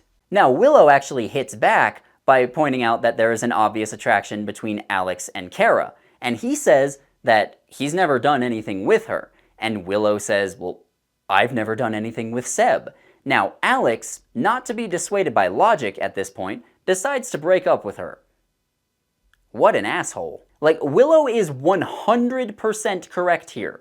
Like, 100%. Alex does not have a leg to stand on. He's not misinterpreting anything. He's not even being stupid in a realistic way for a 17-year-old boy. He's just being an ass. And look, if you wanted to write this as a character flaw, where he's jealous and possessive, or maybe because he's gone through some traumatic experiences, you know, he lost his dad and his brother and most of his friends, like, If you wanted to write that as a flaw in his character that he needed to get over, that'd be one thing. But the books don't seem to think this is a flaw. They seem to think that this is totally normal and he's not acting like an asshole. Later on, Seb goes up to Willow and says he's sorry they fought because of him. And Willow says, well, I can't blame Alex for being upset. Like, fuck this book, man. Fuck this book. She says that Seb and Alex are the most important people in her life, even though earlier they did confirm that her mom is still alive. Read into that how you will. Anyways, Kara hops in and says she's playing mind games with Alex and she needs to leave. Why is everyone so goddamn stupid all of a sudden? And then all of the other AKs start being mean to Willow and Seb, because apparently everyone forgot that they're trying to save the world. So anyways, they decide to plan out some more stuff relating to the attack on the council. Nope, Alex and Willow decide to argue some more over, I cannot emphasize enough, literally nothing. Raziel continues to be evil and say he has evil plans for the future, because why would we want to be surprised about what the villain is up to? Finally, the AKs decide to go to the cathedral and gather some information. Outside is a big anti-angel rally, and their auras are all really mad, and Seb notes that he sees auras like that when like a gang fight is about to kick off or something. And he also notices that Alex's aura is damaged, which no one ever noticed before this, but okay. The cathedral installed metal detectors, so they leave their weapons outside, but during the church service, some bombs go off and kill a bunch of people. It seems to be the anti-angel people, who ironically they're called crusaders. It seems to be the anti-angel people planted the bombs, but I don't think it's ever confirmed who did it. It straight up might have been a false flag orchestrated by Raziel, but I have no idea. And so an angry crowd attacks the church, and honestly, good. Yeah, I think it's good that normal people who don't totally understand what's going on here still know that the situation is bad and are trying to fight back. Now, is this foreshadowing? Does this idea of regular people saving themselves ever come back? Nope, everything always comes back to how special the two leads are. So Seb and Willow head to the back office of the cathedral in the chaos, and they reach a computer and they're like, oh no, what's the password? And the password is Gloria de los Ángeles. Glory of the angels. Come on, man. But while they're trying to use their epic computer hacking skills, the power goes out because, you know, there was just a literal terrorist attack and bombs went off. And Willow searches through their paper file drawers and she finds a specific paper file that feels important because, once again, her powers just do whatever helps the plot. So they grab that file and then they run. There's a huge riot outside, and it's not safe for them to go back to the safe house because... So instead, they go to Tepito, which is a bad neighborhood in Mexico City where Seb actually grew up. Now, cut to Alex. He hears the explosions and he's worried, but then during the chaos, he runs in to none other than Sophie. Now, Sophie and all of the AKs, minus Willow and Seb, go off together. She gives them some VIP passes to get to the top floor of El Torre Mayor, and apparently she got them from Charmaine, who is, remember, Raziel's angel friend. Isn't that convenient that she just kind of gave them all that stuff they need? Because without that, the heroes might have had to struggle or plan a little bit. We can't have that. Let's have more fucking love triangle drama. Wow. I sounded like legit angry there for a second. Holy shit, where did that come from? Now, we already know there's some sort of trap or betrayal in the works here, so maybe they could have cut out those parts where the villains are discussing their plans in excruciating detail, so we don't know everything ahead of time. Just a thought. Now, Sophie says that the CIA did not stage the fire at Willow's house, and she believes that Willow's mom and aunt really are dead. But again, Willow sensed her mom's aura earlier in the book. Like, we already know they're still alive. This is why editors exist, people. So Alex goes off to find Seb and Willow. Meanwhile, the two of them hide in an abandoned building, and they look through the file they took. It has floor plans and schedules and security codes for El Torre Mayor, which is, you know, very valuable. And now a competent writer would probably just have them bring it back to the safe house and then the climax would start. But instead, they spend some time moaning about how horrible the attack was and how they wish they could have stopped it. You know, the attack against angels is horrible. even though they are literally planning on killing every single angel in existence. They are planning a genocide of angels right now, and that's what it is. Like, it's a genocide. Now, it's genocide of angels or the death of all humanity, so, you know, it's a bit more complex than you might think, just hearing that, but that's what they're doing. Anyways, the two of them kiss, and Seb says he was lying earlier and he needs to tell her something. And then it cuts to the next chapter, and the next chapter is after he told her. Why did they just show this conversation? I don't know. But Seb says that apparently we do cause angel burn. How do they cause angel burn?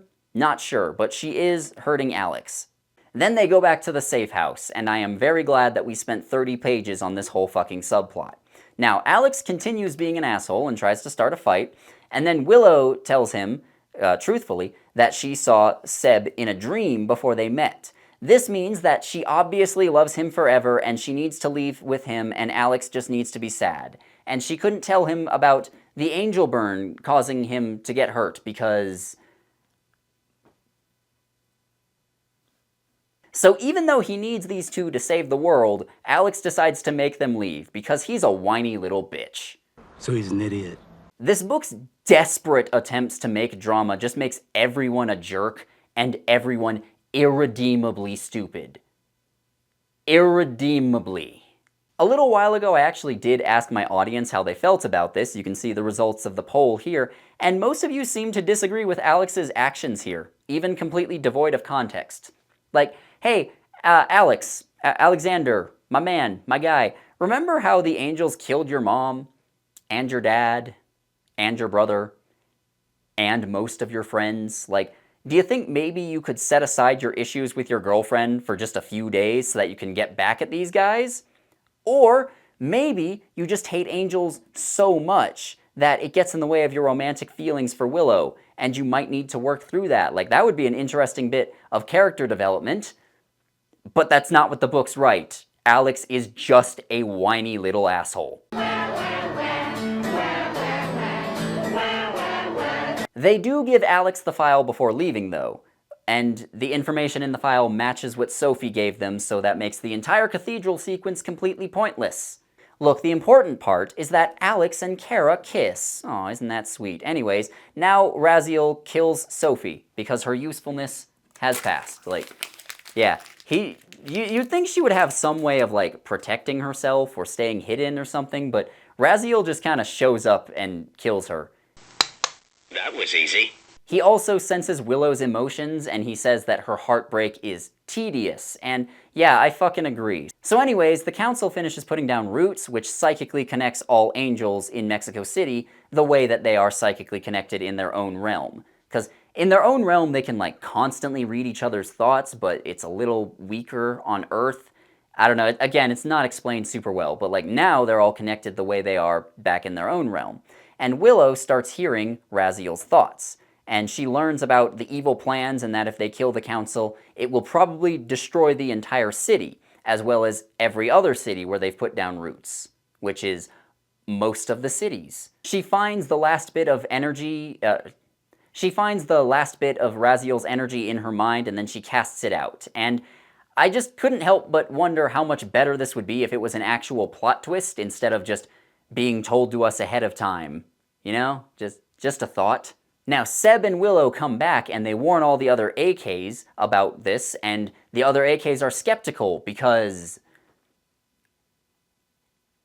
Now, they do believe her when she points out that the plans they got from Sophie are flawed and their supposed escape route will actually trap them. So whatever happens, they'll probably die alongside millions of innocent people. That said, what's the alternative here? Like, you prepared to take out the council and kill all of the angels in existence so that you could save the world. Like, what else can you do at this point? You just gotta take the risk. Like, you have no other plans, you have no resources, you have no allies, and you have no time. And you don't actually know what will happen when you kill all of them, but you have to do something. And Kara and all of the other AKs seem to realize that. So they attack Willow, Alex, and Seb, and then they lock them in a room, and then they go off to do the attack. However, those three do escape from their imprisonment very quickly. They make it to El Torre Mayor, and Willow uses her angel form to convince a guard to let them in. Meanwhile, Raziel flies to the 12, and they actually know about the assassination plan. Like, they know the AKs are about to just have VIP passes, because they're like the Angels' biggest fans. They have VIP passes to go up and meet them, and the AKs are going to smuggle in some guns and then just try and kill the entire council at once, but the council knows about it. That said, when the AKs appear and attack, even though the council is ready for them, they do a very, very bad job of protecting themselves. Because the AKs kill 7 of the council in just the first couple of seconds. Winning. And because of this, Raziel immediately feels the backlash, and other Angels feel it and start dying too. So it seems like their plan is actually working. Then Alex, Willow, and Seb arrive, and by the time they arrive, several AKs have already been brainwashed by the council, because apparently Angel Burn sets in instantly. I don't know, it seemed like a gradual process up until this point, but apparently it's just, no, it happens all at once. Now, Seb and Willow send out their angel forms to fight, and they do get shot, and that causes them severe pain, but they don't die. Like I said, their life force is in their human body. Now, during the fighting, Raziel is injured, but he's in his human form, so he won't die. And during the fighting, he actually takes a gun and he kills one of the members of the council. And then they realize, like, oh, this is his evil plan. And then they're like, no, we shouldn't go along with this. This is his evil plan. But, like, again, in for a penny, in for a pound, guys. Like, you've already taken the risk. You've already taken casualties. Just finish them off and deal with whatever happens next. Like, you can't half-ass this. Stopping partway through would probably be worse than continuing. But it doesn't really matter, because Raziel actually kills the last council member. And then he collapses and his wounds look really bad, so for a minute they're thinking, wow, maybe we did kill all the Angels. But the brainwashed AKs do run outside and start yelling at everyone that the heroes killed all the Angels, and then an angry mob forms and immediately starts coming for them. So they barricade the door, remember they're on the top floor of a skyscraper, and then they take an emergency exit, but that's blocked, so they go up to the roof. And then it turns out that Raziel is still alive, so he flies off, and then he comes back to lead the angry mob after all the remaining AKs. Which is basically just Alex, Willow, Seb, and like 2 others, but again, none of them are actually important. I barely even remember their names. Willow also reads Raziel's thoughts during this, and she learns that half of all Angels died. So he was correct, like killing the council because of their weaker connection, they aren't all going to die, but half of them died. So their plan did work out pretty well, all things considered. Like, it didn't save the day forever, but it severely weakened their foes. And they're even weaker than you might think. We'll get to that in the next book. Imagine how much better this whole operation would have gone if Alex and Willow weren't fucking stupid. So Willow and Seb use their angel forms to carry everyone else from the roof down to the ground. Like, they can't fly while holding their weight, but they can at least slow their fall. And while they're slowly falling, Raziel attacks, and Willow aims a gun at him, and he tries to taunt her, like, again, just a generic evil villain. He tries to go like, haha, you won't shoot me, daughter, I know you too well. But then she actually does shoot at him, and she is trying to kill him. It's not a warning shot or anything. It catches him off guard, and he has to, like, flee for a minute, which was actually a very funny subversion of an annoying cliche. Like, you know, I've seen that too many times where the villain taunts them like, you won't kill me, you don't have the guts, and then the hero really doesn't have the guts to do it, but Willow does. Then Charmaine arrives with some more angels, and they actually try to kill Raziel, because it turns out she was hoping he would die during this and she would get to take power for herself. And during the fight, the heroes manage to escape. And while they're escaping, a big earthquake hits Mexico City, which is not that unusual, and then they manage to make it out okay. It's not clear how bad the damage is at first, but we later learn it is pretty fucking substantial. The city is almost gone. And I just want to point out, again, that if they had all just gone through with the plan, and they had all participated in the attack, they probably would have killed Raziel and Charmaine during the attack, and they also probably would have taken much fewer casualties, and they wouldn't have nearly been killed by an angry mob. You know, like I said, in for a penny, in for a pound. The only reason this final confrontation didn't work out as well as it could have is because Alex and Willow, and to a lesser extent Seb, are idiots. So they camp out in the mountains for a bit, and during all of this, I should note that Kara got separated from the rest of them, and Alex is unsure if she's alive or not.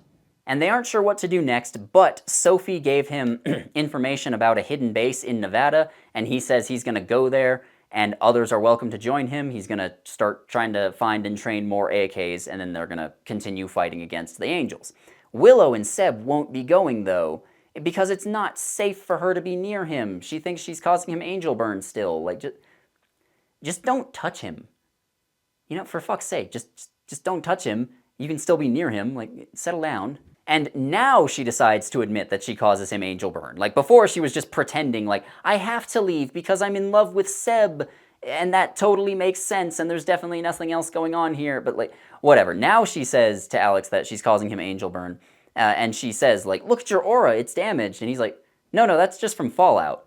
Because turns out when angels are killed, they, like, burst into this cloud of dust, basically, and that settles over you. And that does damage your aura a little bit, but normally it regenerates itself, and after a while, the damage can add up, but again, normally it regenerates itself, so you're fine after a little bit of time, but Alex has just been hunting angels so constantly lately that it hasn't had a chance to do that. And Alex has never mentioned this to her because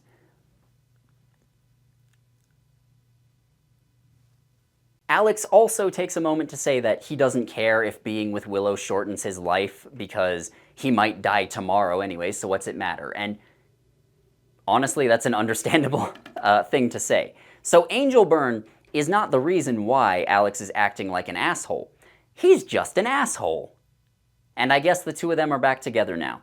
Seb also takes a moment to psychically read Alex. Why Willow couldn't do it, I don't know. But Seb reads him psychically and says his migraines are being caused by stress, which does make perfect sense. Yeah, he's in a stressful situation. And then they all decide that they're going to Nevada. And that's the end of Book 2. Now we go to Book 3, Angel Fever. It begins with the heroes driving north. All of the phones and internet are down, there's no electricity anywhere, because apparently the destruction covered a hell of a lot more than Mexico City. Like I said, when they killed the council, it caused massive earthquakes everywhere they put down roots, which was pretty much everywhere. When they reach the US-Mexico border, no one is watching it, which is a bad sign, and then they very quickly realize that the United States is wrecked too, because every major city was rocked by earthquakes, and apparently every government just kind of immediately collapsed. Like, there's not even remnants of them anywhere, which, okay. So they make it to the base in Nevada, and they listen to the radio. On the radio, Raziel, who, as the head of the Church of Angels, and with the council gone, he is just in charge of all of angels now, and he gives a speech where he blames Willow for everything. A lot of the world is destroyed, so he is now gathering people into a few select places to conserve resources. Basically, they're these walled-off towns that he's been building for a while, called Edens. But in the last book, when Willow read Raziel's mind and realized that half of all angels are killed, she also found something else important, which no one else, she didn't tell anyone else about this until right now, but apparently the remaining angels are all vulnerable, because if enough of them die, then they will all die. She says that if they kill maybe 100 more angels, then all the rest of them will die. And again, I don't know why she waited until now to tell everybody, but she waited until now to tell everybody. Alex says that they should lie low and pretend that they died in Mexico, and that they're going to take some time to build a bigger team and then strike. Now, you might be thinking this would have been a great epilogue for the last book, and yeah, but you should also consider that if we had this in the epilogue of the last book, then we wouldn't have been able to have the pointless love triangle bullshit in the epilogue of the last book, and that's so much more important! Wow, again, I sounded like actually mad there for a second. Where did that come from? Willow takes some time to think about how she used to be Queen Weird, because she's just so odd and quirky. She worked on cars as a hobby, guys! She's so weird and crazy. Cut forward in time. They're all in the middle of a gun battle against angels, and Willow and company are kicking ass. Or not, actually. See, they're actually, at the base, there's a holographic interface that they use for training, and they've been hiding out there for about a year, because Willow says that her and Alex have been together for a year, and the first two books took place over the course of like 7 weeks, maybe? Anyways, in the year since the world ended, they have put together a team of 94 AKs. Most people who are still left live in one of the Edens that are scattered around. Those are, again, cities controlled by angels, but there are still plenty of people who are eking out their own living on the outside. And so it's easy to identify who has angel burn and who doesn't. And so they've been going out telling people what happened and then bringing them in and training them.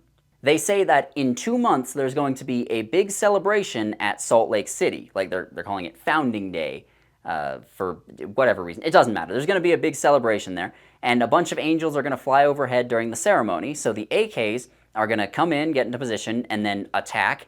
And hopefully they'll kill around 100 angels, and that'll be the end of it. They'll just take out all the angels in one final attack.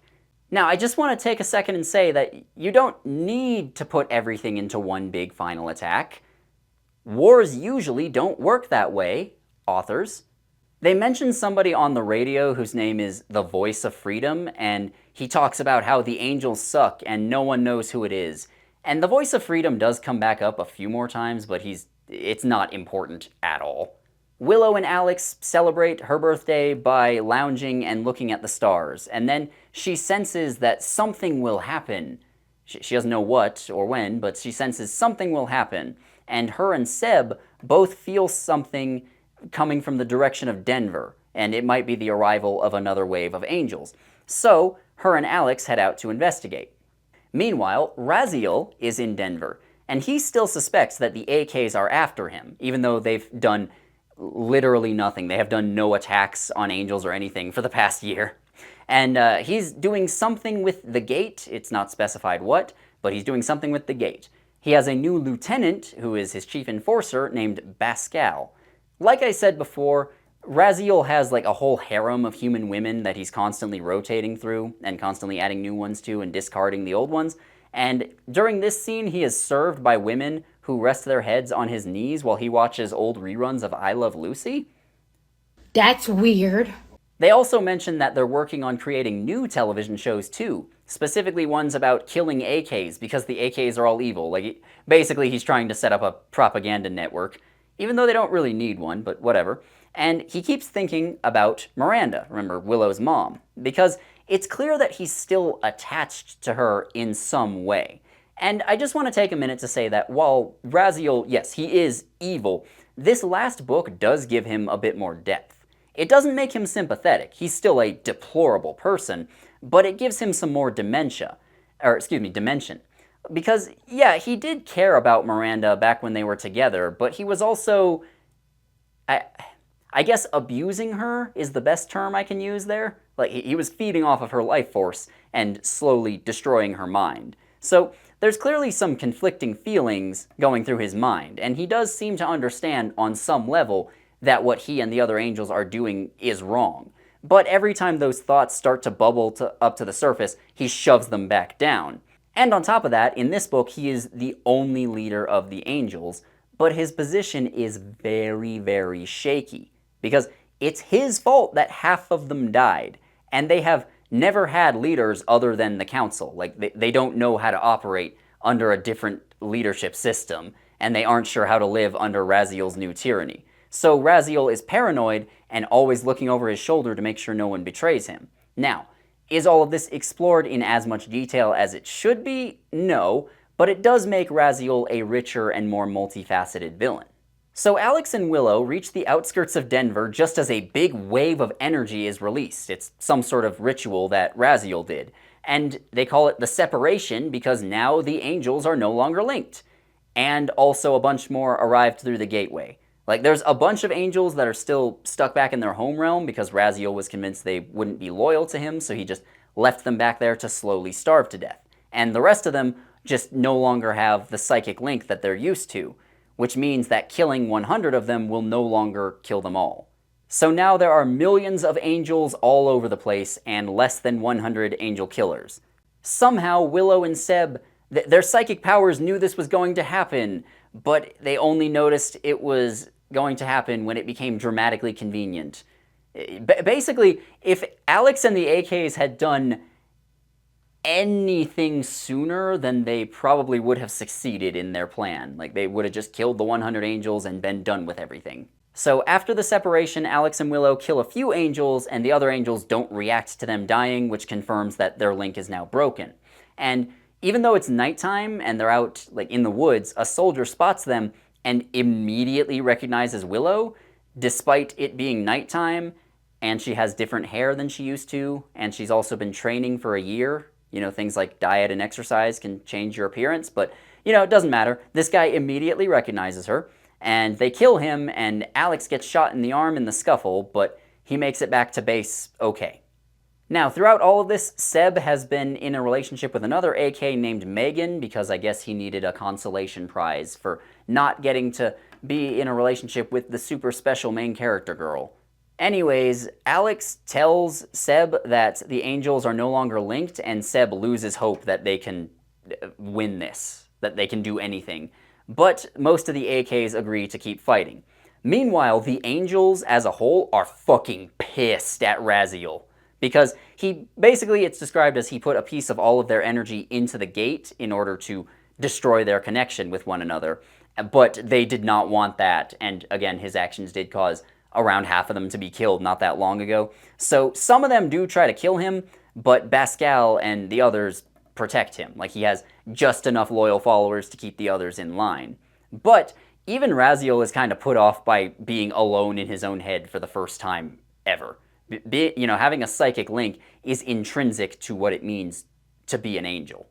Seb has a conversation with Willow where he basically says that he still loves her, but in a weird and kind of sad way. Did you know that for more than a year before I met you, I never touched another girl? I couldn't. It felt like I was betraying you. That sounds like your problem, bro. I'm just gonna be honest. That sounds like your problem. You can't become obsessed with someone that you've only ever seen images of and expect to be taken seriously. Like, if you try and impress a girl that you've never met before, you're gonna wind up doing stupid shit just to get attention from her, and then this is gonna spiral and escalate. Next thing you know, you're trying to kill Ronald Reagan. So Willow is jealous of Megan, and Seb tells her off for acting ridiculous, because, yes, she is acting ridiculous. She's made it very clear on multiple occasions that she has no feelings towards Seb other than friendship feelings, but she's still acting jealous of his girlfriend, and he tells her off and says, like, you're being fucking stupid right now, go away. And Seb considers leaving soon because, again, he feels like it's impossible for them to win now, so he's just gonna head off on his own. But Kara appears at the base, and seemingly she does not have angel burn. But she physically is hurt pretty bad. She's beat up badly, she has broken bones, she has bruises. And she says that she was hiding out at an Eden for a while, and the angels tried to feed on her, but they always wound up leaving her alone, and so they think that maybe she was marshaled, by the traitor angels before they were all killed. She also burned off her AK tattoo so that they couldn't identify her, and she was put in a hospital for several months before she managed to escape. And Raziel and the others, while she was there, examined her, but they were not able to read her mind. And they were going to show her off to the crowds on Founding Day and go like, look, we captured one of the last AKs, and then they were going to execute her, but again, she escaped. Alex could just imagine. It would have been like a scene from ancient Rome, with them tossing Kara to the Church of Angels Lions. I think I see what you're getting at, but you might want to rewrite that line. However, Kara doesn't give any sort of details about how she escaped, but she says before she escaped, she ran into Cully. Now, he's dead now. Yeah, good riddance, I guess. But she found him in the underbelly of that Eden, and he was ranting about something important. She gives Alex a phone with a video on it for him to watch. Now, we don't see the video or hear what Cully says in it. Vaguely, he just mentions some sort of plan that Alex's dad had, where they're going to go to the angel realm physically and somehow kill them all. Alex figures out what he's talking about. Kara had no idea what he was talking about. Again, we don't actually see specifically what he said, just that he was ranting and not making a lot of sense, but Alex was able to piece together what he was talking about. And he knows that he will probably die in the process of this plan, but he still has to do it. And he's really vague about it, but he just says to the others, hey, I have an idea. I gotta go down to New Mexico to the old angel killer camp down there. and just does not tell anyone specifically what's going on. He just gives them a vague idea, like, yeah, I'm gonna go, see you later. And then immediately after he leaves, like literally the next chapter, Willow follows him alongside Sam, who is an AK from book 2, who I've barely even mentioned. Apparently, Cully actually tried to make a gate to the Angel Realm at their old camp, and Alex finds it and he starts probing it with his energy. Now, Willow arrives just as Alex is trying to enter the gate, and then there's a big explosion and he seemingly dies. Now, again, he didn't explain anything about this to anyone, so they don't know what happened to him or what he was planning to do or why. That's stupid! Use your common sense! So then they just go back to their base and tell the others what happened and that Alex is dead. 6 months later, Raziel is in Chicago, and apparently he purposely let Kara escape so that he could follow her to the others, but the tracking chip they put in her didn't work because reasons. After being severed from all the others, there are some angels who are committing suicide now, because they just do not know how to live this way and they can't do it anymore. Like I said, Raziel's in charge, but his position is very, very shaky. A lot of angels hate him and want him gone, and now he can't sense their thoughts, so he's not sure who he can trust and who he can't. And you might think that his failures as a leader will come back and be his undoing, but you would be wrong because we still cannot take focus away from the heroes. He gets a call about some more people that they found down in Mexico City who are kind of like Kara. They're not marshaled, but angels can't read their thoughts and they aren't able to feed off of them. Meanwhile, Willow and the rest of the AKs are recruiting and training more people, and they're also starting to send people out to establish new camps and fight angels. The important part, though, is that Seb and his girlfriend Megan are now broken up. That's really what we're here to hear about. So Pascal captures some AKs and then tells Raziel about it. How did he capture these AKs? Who cares? Doesn't matter. But he notices that none of them can be fed from or had their minds read, just like the people in Mexico City. So they actually have to torture them for a while until they hear about the Nevada base. It has now been 1 year since Alex's death, and then a bunch of angels just attack the hidden base in Nevada. Immediately, they kill almost all of the AKs. Like, I mean immediately. There was no security system or perimeter. There was no warning system in place. They didn't even do a very good job defending themselves. Like, goddamn, were you guys even trying? Sam dies, and it's like super sad or something, because after Alex died, Sam actually took over as the leader. I'm not sure why him, but Sam took over as the leader, and then he dies.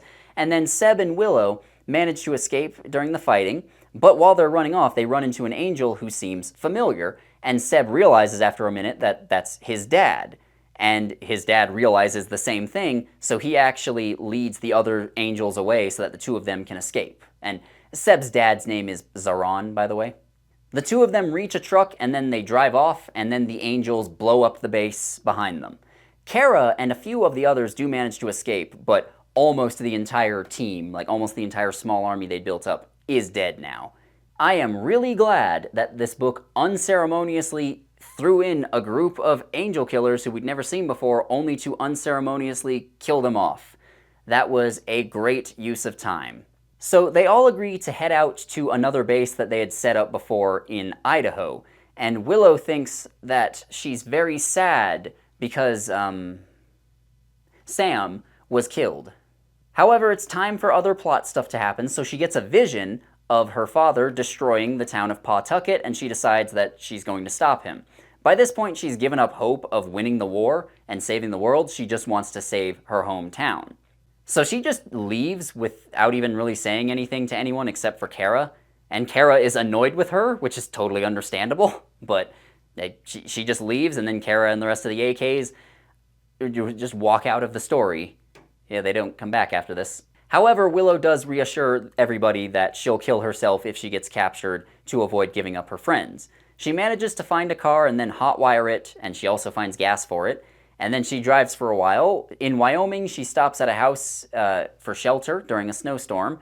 And for just a minute, it feels like all the world's energy is looking at her. And she's like, wow, that's weird.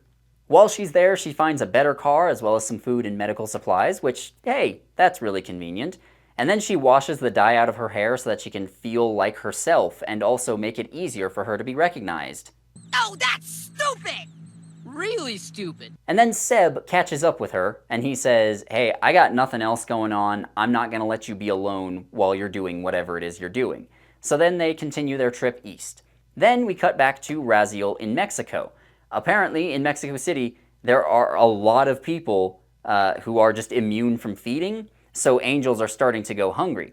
And he gets word that immunity is also spreading in Pawtucket. So he tells other angels to kill all of the humans who are immune in that area, as well as all the others who might have heard something about it, and then come to Schenectady, New York. Pascal was actually unable to confirm Willow's death, so Raziel is just pretending that she's still alive. He's going, yes, she might still be out there somewhere, and he's kind of using her as a unifying force, because as long as the angels are afraid of her, they won't overthrow him. Willow and Seb nearly get killed by some bandits, and then they decide to drive north through Canada and avoid all of the Edens. They kiss in an abandoned restaurant, and then we cut to Alex in the woods. Not the woods on Earth, though. He's in the woods in the angel realm.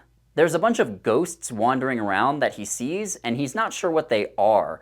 They're people who talk about missing the angels, because they're like, oh, there used to be so many angels around here, but they're all gone. Do you know where they are? And he just mostly ignores them. And he's heading off to Denver because he thinks, okay, I'm in the angel realm. What if I just head out to the gate that they created there? I might be able to use that to go home. And to him, he's only been there for 3 weeks because time works differently in the angel realm. Like a year has passed on Earth, it's only been 3 weeks here. But he doesn't know that yet. Now, apparently, his dad realized that the angel realm's energy is calm and can be controlled, unlike Earth's, which is chaotic and violent. And he theorized that they could bridge the gap between the dimensions and then use that energy to somehow wipe out all the angels.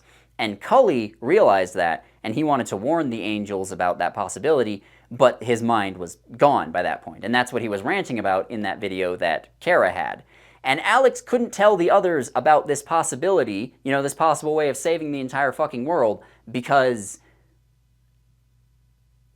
So he makes it to Denver, and it is swarming with angels. Like I said, these are the ones that Raziel thought might not be loyal to him, so he left them behind to starve. And while Alex is contemplating what to do, a ghost that looks a lot like Willow arrives. And he realizes after a minute that, oh, this is Miranda, that this is her mother. For whatever reason, the angels can't see these ghosts, but Alex can.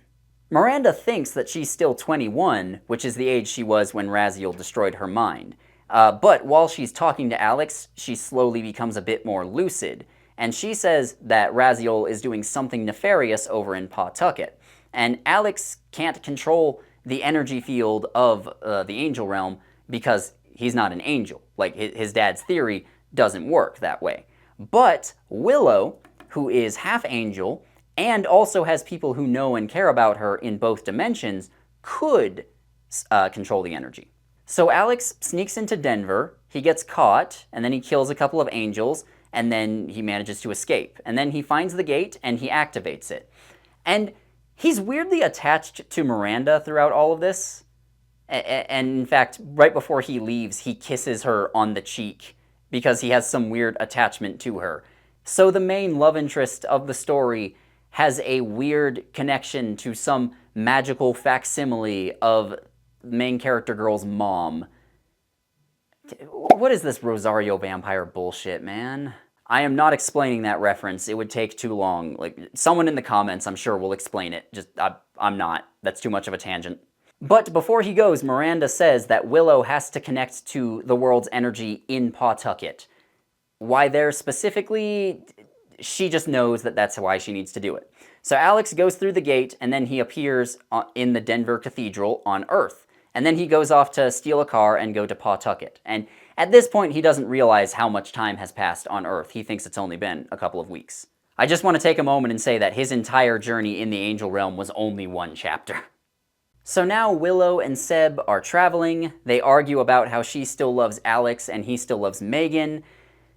Again, this shit really should have been resolved in book 2, guys. But finally, they make it to Pawtucket. And while they're there, they use their angel forms to scout ahead, and some people shoot at them. And then she realizes, well, these people must be anti-angel, so they're on our side. So she goes up to them in her human form and assures them that they mean no harm. So this is just a group of survivors who are living in the ruins of Pawtucket, and as she goes around and talks to people, she realizes that pretty much everyone here is someone that she went to school with. And she tells them finally that she's half angel, and they're kind of suspicious of her, but then her old friend Nina appears and reassures them that, yeah, that's definitely Willow. It's been a long time, but hi, nice to see you again. I'm glad you're safe. And this entire post-apocalyptic community is being led by Jonah. Remember Raziel's assistant from the first book? Yeah, he still exists. Willow tells them all that Raziel is going to attack Pawtucket in 5 days, which is a very exact prediction, but okay. We also learn that Jonah has been the voice of freedom this whole time, which I guess does make sense, and I didn't see it coming, but also the voice of freedom played zero role in this entire story, so I don't care. Like, there's not even a deeper critique to make here. It just straight up doesn't matter. So they all talk for a bit, and they theorize that the earthquakes affected people and woke some of them up. So now they can see the angels, and they also can't be fed on, and their minds can't be read. Like, these are the people that Raziel keeps finding. But everyone who is immune is somebody who knew Willow and spent a lot of time around her. Like, somehow they're connected to her energy, and they're basically marshaling themselves. And all the people down in Mexico City are most likely the same case, but they knew Seb.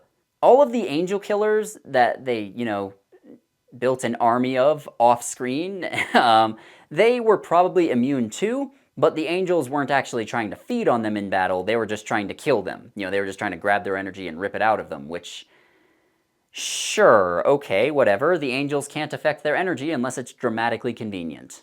Now, Pawtucket has actually done a very good job defending itself, because when angels come by, they are always killed.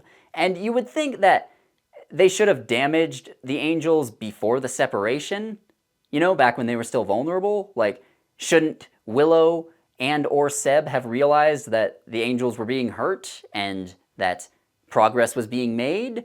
Like, shouldn't they have attacked Pawtucket in force at some point, and the people there have, during the battle could probably have killed 100 angels in the process, saving the world? Like, don't worry about it, that doesn't matter. They even mention that the people of Pawtucket have straight up gone on raids to attack and kill angels. Like, these guys are 100 times better at this than Alex and all the AKs that he led. Like, it is not even a competition. These just random survivors in the middle of New York are doing so much better than he ever did, and they don't even have training or anything. I just want to take a moment to point out that this entire final book only happens because Alex and Willow are terrible at their job. Anyways, a small group of angels attacks, and they manage to drive them off, and then Alex arrives. They realize, oh shit, hey, you're alive, and then he tells them how, like, hey, I went to the angel realm, and it was only a couple of weeks, but it's been over a year for you guys? Whoa, that's crazy. And Alex tells them that about 5,000 angels are massing nearby in Schenectady, and they're going to attack. And there's only about 200 people in Pawtucket. And Alex tries to tell them off and be like, you people are idiots, why would you kill the scouts? Now they know you're here. But like, the angels already knew they were there. Like, the books are just really desperate to make Alex look smart, but he just keeps failing. But then he takes over and starts making their battle plans. So he's in charge now, I guess. He says that he needs to tell Willow something. He needs to tell her about, like, bridging the gap and taking control of the angels' realm's energy in order to save the world. But there's no need to tell everyone right away, though. Like, he's just gonna say, hey, Willow, I gotta tell you something later. Like, this isn't an urgent matter, so I guess that's fine. So while all this is happening, Raziel becomes suspicious of Zoran, who's Sebastian's dad, and he also spends time thinking about Miranda, because again, he is still clearly attached to her. Privately, Alex tells Willow about his time in the angel realm. Again, privately, like, it's not important, it's not like anyone else might want to know this information, but whatever. He tells her about his time in the angel realm and how he saw her mom's ghost. And basically he says that humans who get really bad angel burn are like ghosts in that realm. And he explains to her that she straddles both realms, which means she can take control of the energy and destroy the angels. And they realize together that there must be a gate somewhere in Pawtucket that Willow needs to use. So now they tell everyone else about it, and they all start looking. Alex asks her how things are going back at base, and then Willow lies and says, "Oh yeah, everything's fine." You're an insufferable twat. Yeah, no need to tell him about all his friends being dead. This line happens. I had no idea what to say to that. Just then I heard Alex and the others approaching. Nina glanced back and cleared her throat. Listen, if you two want some privacy tonight, no one sleeps in the gym this time of year. My lips had gone desert dry. Yeah, privacy is probably good. She hesitated. And, well, here. She opened the closet again and pointed. See that big cardboard box? Our own personal Planned Parenthood. She gave me an impish look. It's amazing what you can find when you scavenge a whole town. That was actually a pretty funny line. So Willow decides to tell Alex about her kiss with Seb, you know, when she thought he was dead, and Alex, seemingly forgetting that he was dead for a year, gets really butthurt about this. He spends multiple pages whining about how dare you betray me like this? It's not like I died horribly in a stupid accident that I'd never explained to you. It's not like you had time to move on and grieve or anything. No, he's just whining for multiple pages before he realizes Willow is a bit skinnier than he remembers. And he's like, oh, she hasn't been eating enough. So she really was sad that I died. Dumbass. But then Seb decides to tell him about the base attack and how all the other AKs are dead, and now he's sad again. So they spend a while making up new shit to fight about. I'm just skipping over most of it. So Raziel interrogates Seb's dad, Zoran, and it turns out that he's been starved. He hasn't been allowed to feed for a few days, and he's already close to death, because apparently angels need to feed very often, which might have been useful information to learn earlier, but whatever. And very quickly, Zoran tells him that Willow is still alive, and then Raziel kills him rather unceremoniously. And then Willow's Aunt Joanna appears. Apparently, when their house burned down, Charmaine, Raziel's old angel friend, who was kind of working against him, and then he killed at the end of book 2, Charmaine took her and Miranda into hiding and then burned down their house. And Joanna hates Willow now. Apparently, Miranda's body on Earth was also talking to Alex. Like, when her ghost was having conversations with him, she was also talking to him. And so Joanna figured out there's something going on, and then she comes down to warn Raziel about it. Stupid, stupid, stupid! Somehow, despite the world fucking ending, Joanna never figured out that the angels were up to something nefarious. And I don't think she has angel burn, she's just kinda dumb. So Raziel orders his entire angel army to attack Pawtucket immediately, but he says that he wants Willow alive. Now Willow manages to briefly communicate with her mom's ghosts, and then she decides to read Raziel's mind to learn where the gate might be, because they're still searching for it at this point. So they head off to the Eden at Schenectady, and they manage to sneak into the Eden with no issues. Like, yeah, they just kind of sneak in. It was that easy, apparently. While they're walking around, Willow senses some energy, both from Raziel and from her aunt. And she searches Raziel's quarters, and she finds a photo that he took from her bedroom a long time ago. It's a picture of Willow in a willow tree when she was a kid. Because apparently that specific tree was in a park near where they lived, and back when her mom was more lucid, it was really special to her. There was some sort of fond memories that she had associated with it. And then Willow realizes, okay, that must be where the gate is. Specifically, it's in Murray Park, which is, I'm assuming, a real park outside of Pawtucket, but I didn't actually look it up. So they leave the Eden without any trouble, and then they drive back to Pawtucket with no obstacles in their way at all. And they arrive just before the attack starts. So they decide that everyone is going to fight the angels in order to buy Willow some time to reach the gate. Except for Jonah, who will broadcast everything on the radio. That is very useful. Thanks, bro. I appreciate it. So Willow goes to the park and finds the tree right away. And then from her vantage point, she can look out over the town. So she drapes her aura over everyone hoping to protect them, because she can just do that now.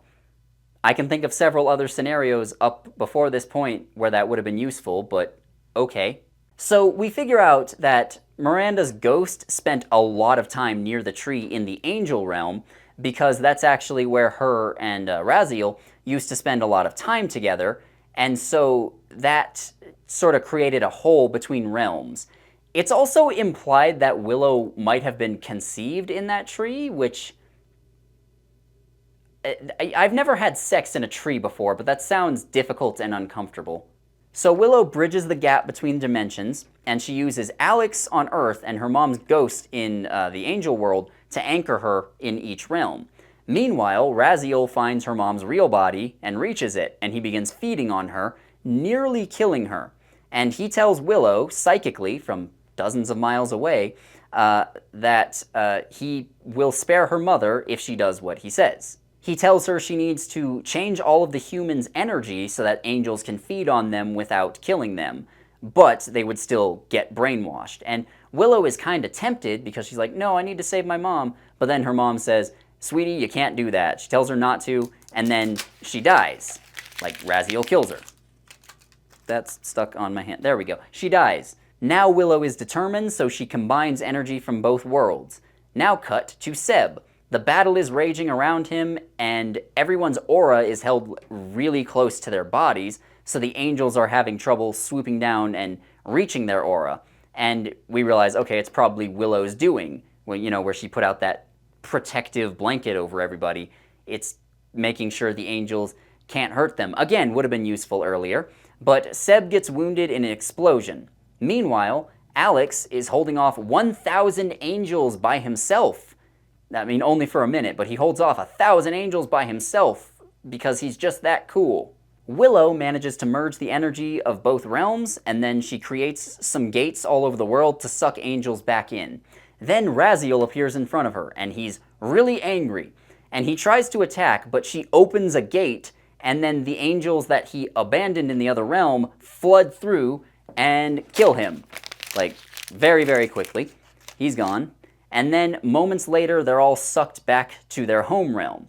Willow's angel gets wounded from everything. Like, it's still alive, and she pulls it back into her body, but it can no longer fly, and apparently it never will be able to fly ever again, for some reason. Her psychic powers are also weaker than they used to be, but she sealed off the angel dimension so that they can never come back. She also healed everyone's angel burn, and she also made them all immune from being fed on. That's nice. It's redundant because the angels are gone forever, but that's nice. Not very many people actually died in the battle at Pawtucket, which makes it seem like it wasn't that big a deal at all. So then they take Seb to a nearby hospital, like the one in the Eden at Schenectady, and he winds up being okay. But it turns out that while combining the energy, Willow saw everyone on Earth and all the angels. Like, she read their thoughts and feelings and everything.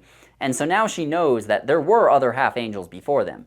They were very, very rare, but there were a couple before the two of them, because it's only possible when the human in question has severe angel burn. It makes them receptive to angel sperm, I guess. Now, Alex drives off from the hospital. Willow immediately assumes that he's leaving forever because she's just so fucking stupid all the time about every possible topic.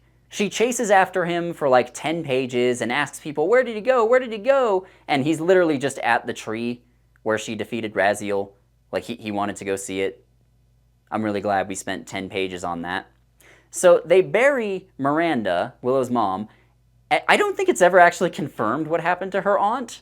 Like, maybe she died, maybe she's still alive. I don't think they ever actually say what happened. And then the two of them go to the cabin in the mountains in book 1. Or from book 1, excuse me. And then the two of them go to the cabin in the mountains from book 1. Meanwhile, Seb and Megan are going to go to Mexico to try and help people because the angels are gone and they want to rebuild. The whole world is starting to be rebuilt, actually.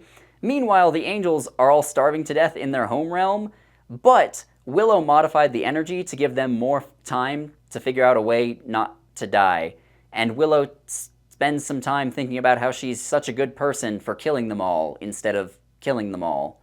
Some people from the CIA visit Alex because the CIA is starting up again, and they say they want to make a paranormal intruders division and they want Alex in charge.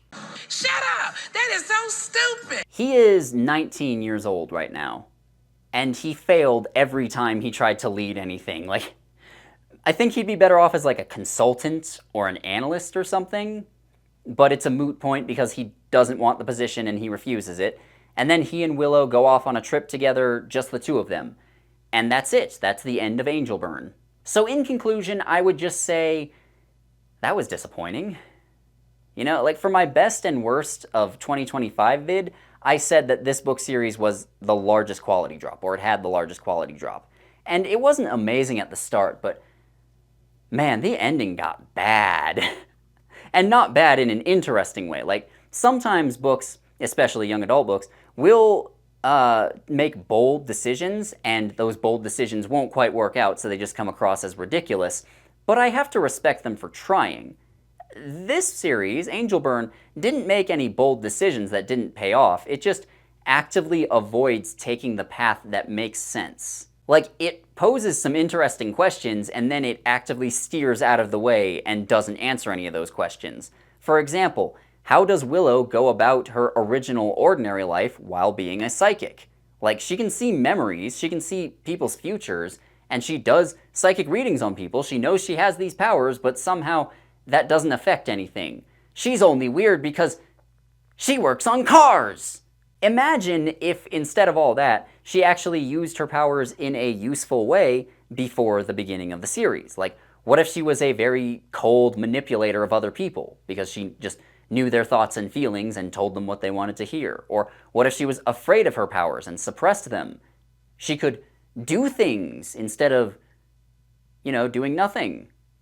That might be neat. What's the morality here behind killing every single angel? Because obviously not all the angels are evil. Some of them actively helped humanity and were killed because of it. And they all have thoughts and feelings and unique personalities, just like humans do. But the heroes are just kind of fine killing them all.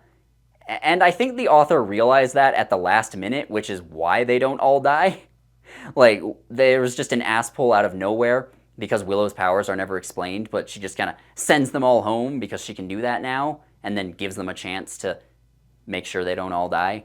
The point is, no one ever stops and wonders if it's okay to kill all the angels in self-defense. And yes, it is self-defense in this book, but I just gotta take a moment to say that every genocide ever committed, from Rwanda to Gaza to Myanmar to the Holocaust, was done in quote-unquote self-defense.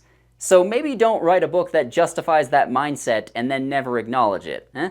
If the angels are all evil, like what would that say about Willow and Seb? You know, that could be an interesting character arc for both of them, but it just never comes up. It's also weird that no one ever brings up religion in these books. You know, no one says, hey, stories of angels came from these extra-dimensional beings. What does that mean for the Bible? Does God exist? Did we misunderstand his will? How does Jesus play into this? Like, those are all very interesting questions that no one ever asks. It just takes this religious imagery and then no one ever does anything with that. But honestly, the biggest stupid thing in this series is that I just hate Alex. Like, I hate Alex. He is just an asshole who physically manhandles his girlfriend on at least one occasion, and he is jealous of Seb for, I need to emphasize this, literally no reason. Willow and Seb are friends, and they act like friends, and Alex just hates them for it. And it's not like he's a little bit jealous at first, but over time his possessiveness grows until he blows up at them. He's just sneering and yelling at them instantly, like from the moment these two meet. His only real redeeming quality is that he's good at killing angels, but he's not actually good at killing angels. The books just insist that he's good at it. He is a terrible leader who gets everyone under his command killed twice, and then he runs off and nearly gets himself killed without explaining anything. Raziel refers to Alex as a master strategist, but every time he leads anyone, he fails, especially in Book 3, where he goes, yeah, let's not attack for a year while the enemy finds a way to overcome their main weakness, and then do a single big attack where we reveal ourselves and have no backup plan. You know how they should have handled this is he basically should have just started a guerrilla campaign. You know, he should have set up the AKs and had small groups of them ambush angels, killing a few here and there, because they only need to kill 100, and there's millions of them all over the place. Like, if they started killing a few here and there, and the rest of the angels knew that the AKs were out there, they'd be so terrified that they would have to hole up in their Edens, and it would restrict their freedom of movement while giving the AKs freedom to operate. And then they could move around and recruit more openly, get people on their side, and then occasionally reach out and strike at the angels. So the angels would still be in control, but they would be dangerously weak, and Raziel would have very limited options for dealing with them, especially since other people, like Jonah and the people of Pawtucket, would occasionally defend themselves and kill angels too. Like, this is a very basic guerrilla warfare strategy that Alex couldn't come up with, which, sure, it's understandable that he couldn't do that because he's a teenager, but it's dumb for the book to call him a genius when he's very obviously not. And the only reason that this whole separation thing happens and the leads are bad at their job and they have to go, oh no, we gotta find a new plan to save the world, is because everything has to just be about these two. Like, the books make a big deal about recruiting and training other angel killers, and then they go out of their way to push all those other angel killers aside. So it's just Alex and Willow doing everything. Like, Seb and Kara and the others do chime in once in a while, but they don't really help save the day. Like in the last battle, Alex holds off 1,000 angels. Why? They have hundreds of other people in the fight, but they aren't allowed to help for some reason. Like, look, if you want to write a story where one guy, or a very small group of people, save the world, go for it. If you want to write a story about a bunch of people working together to save the day, go for it. But don't act like the heroes are some sort of great leaders if they aren't fucking leading anyone. Don't bring in an army, completely off screen, by the way, and then immediately shove it out of the way. Like, while there are other issues here, that is why these books ultimately fail. The battle to save the world needed to be a team effort, but the author was just so in love with her OC and his boring girlfriend that everything else just got shoved aside. As a result, everything else falls apart, and that's disappointing, because at its core, this is a story about saving humanity. Not just our lives, but our civilization and our very minds. Like, living under the angels as they make us livestock and rape us, but we love them in spite of that, is a terrifying prospect.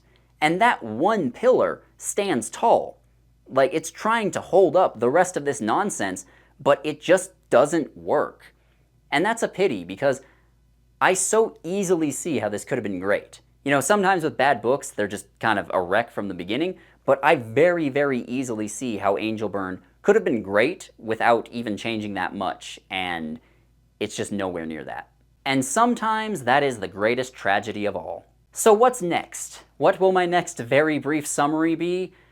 I don't know as of yet. Like, I'm leaning towards The Goddess Test, but I haven't started reading those yet, and maybe those will be better as like a regular review or something. Maybe I'll do one for Starcrossed, or A Beautiful Dark, or Guardian, or Kingdom of Ashes, or 100 other things. Like, there are a lot of books I could do this with, because the whole point is that is for me to summarize books that are, you know, not really worth reading on your own, but they're also popular enough that you may have heard of them and you might be curious about them. But also sometimes something will just catch my attention and I'll latch on. So I really don't know, but stay tuned over the next couple of months. See you around. Goodbye. Hello to everyone, especially hello to the people who watched the entire video up until this point. You're awesome.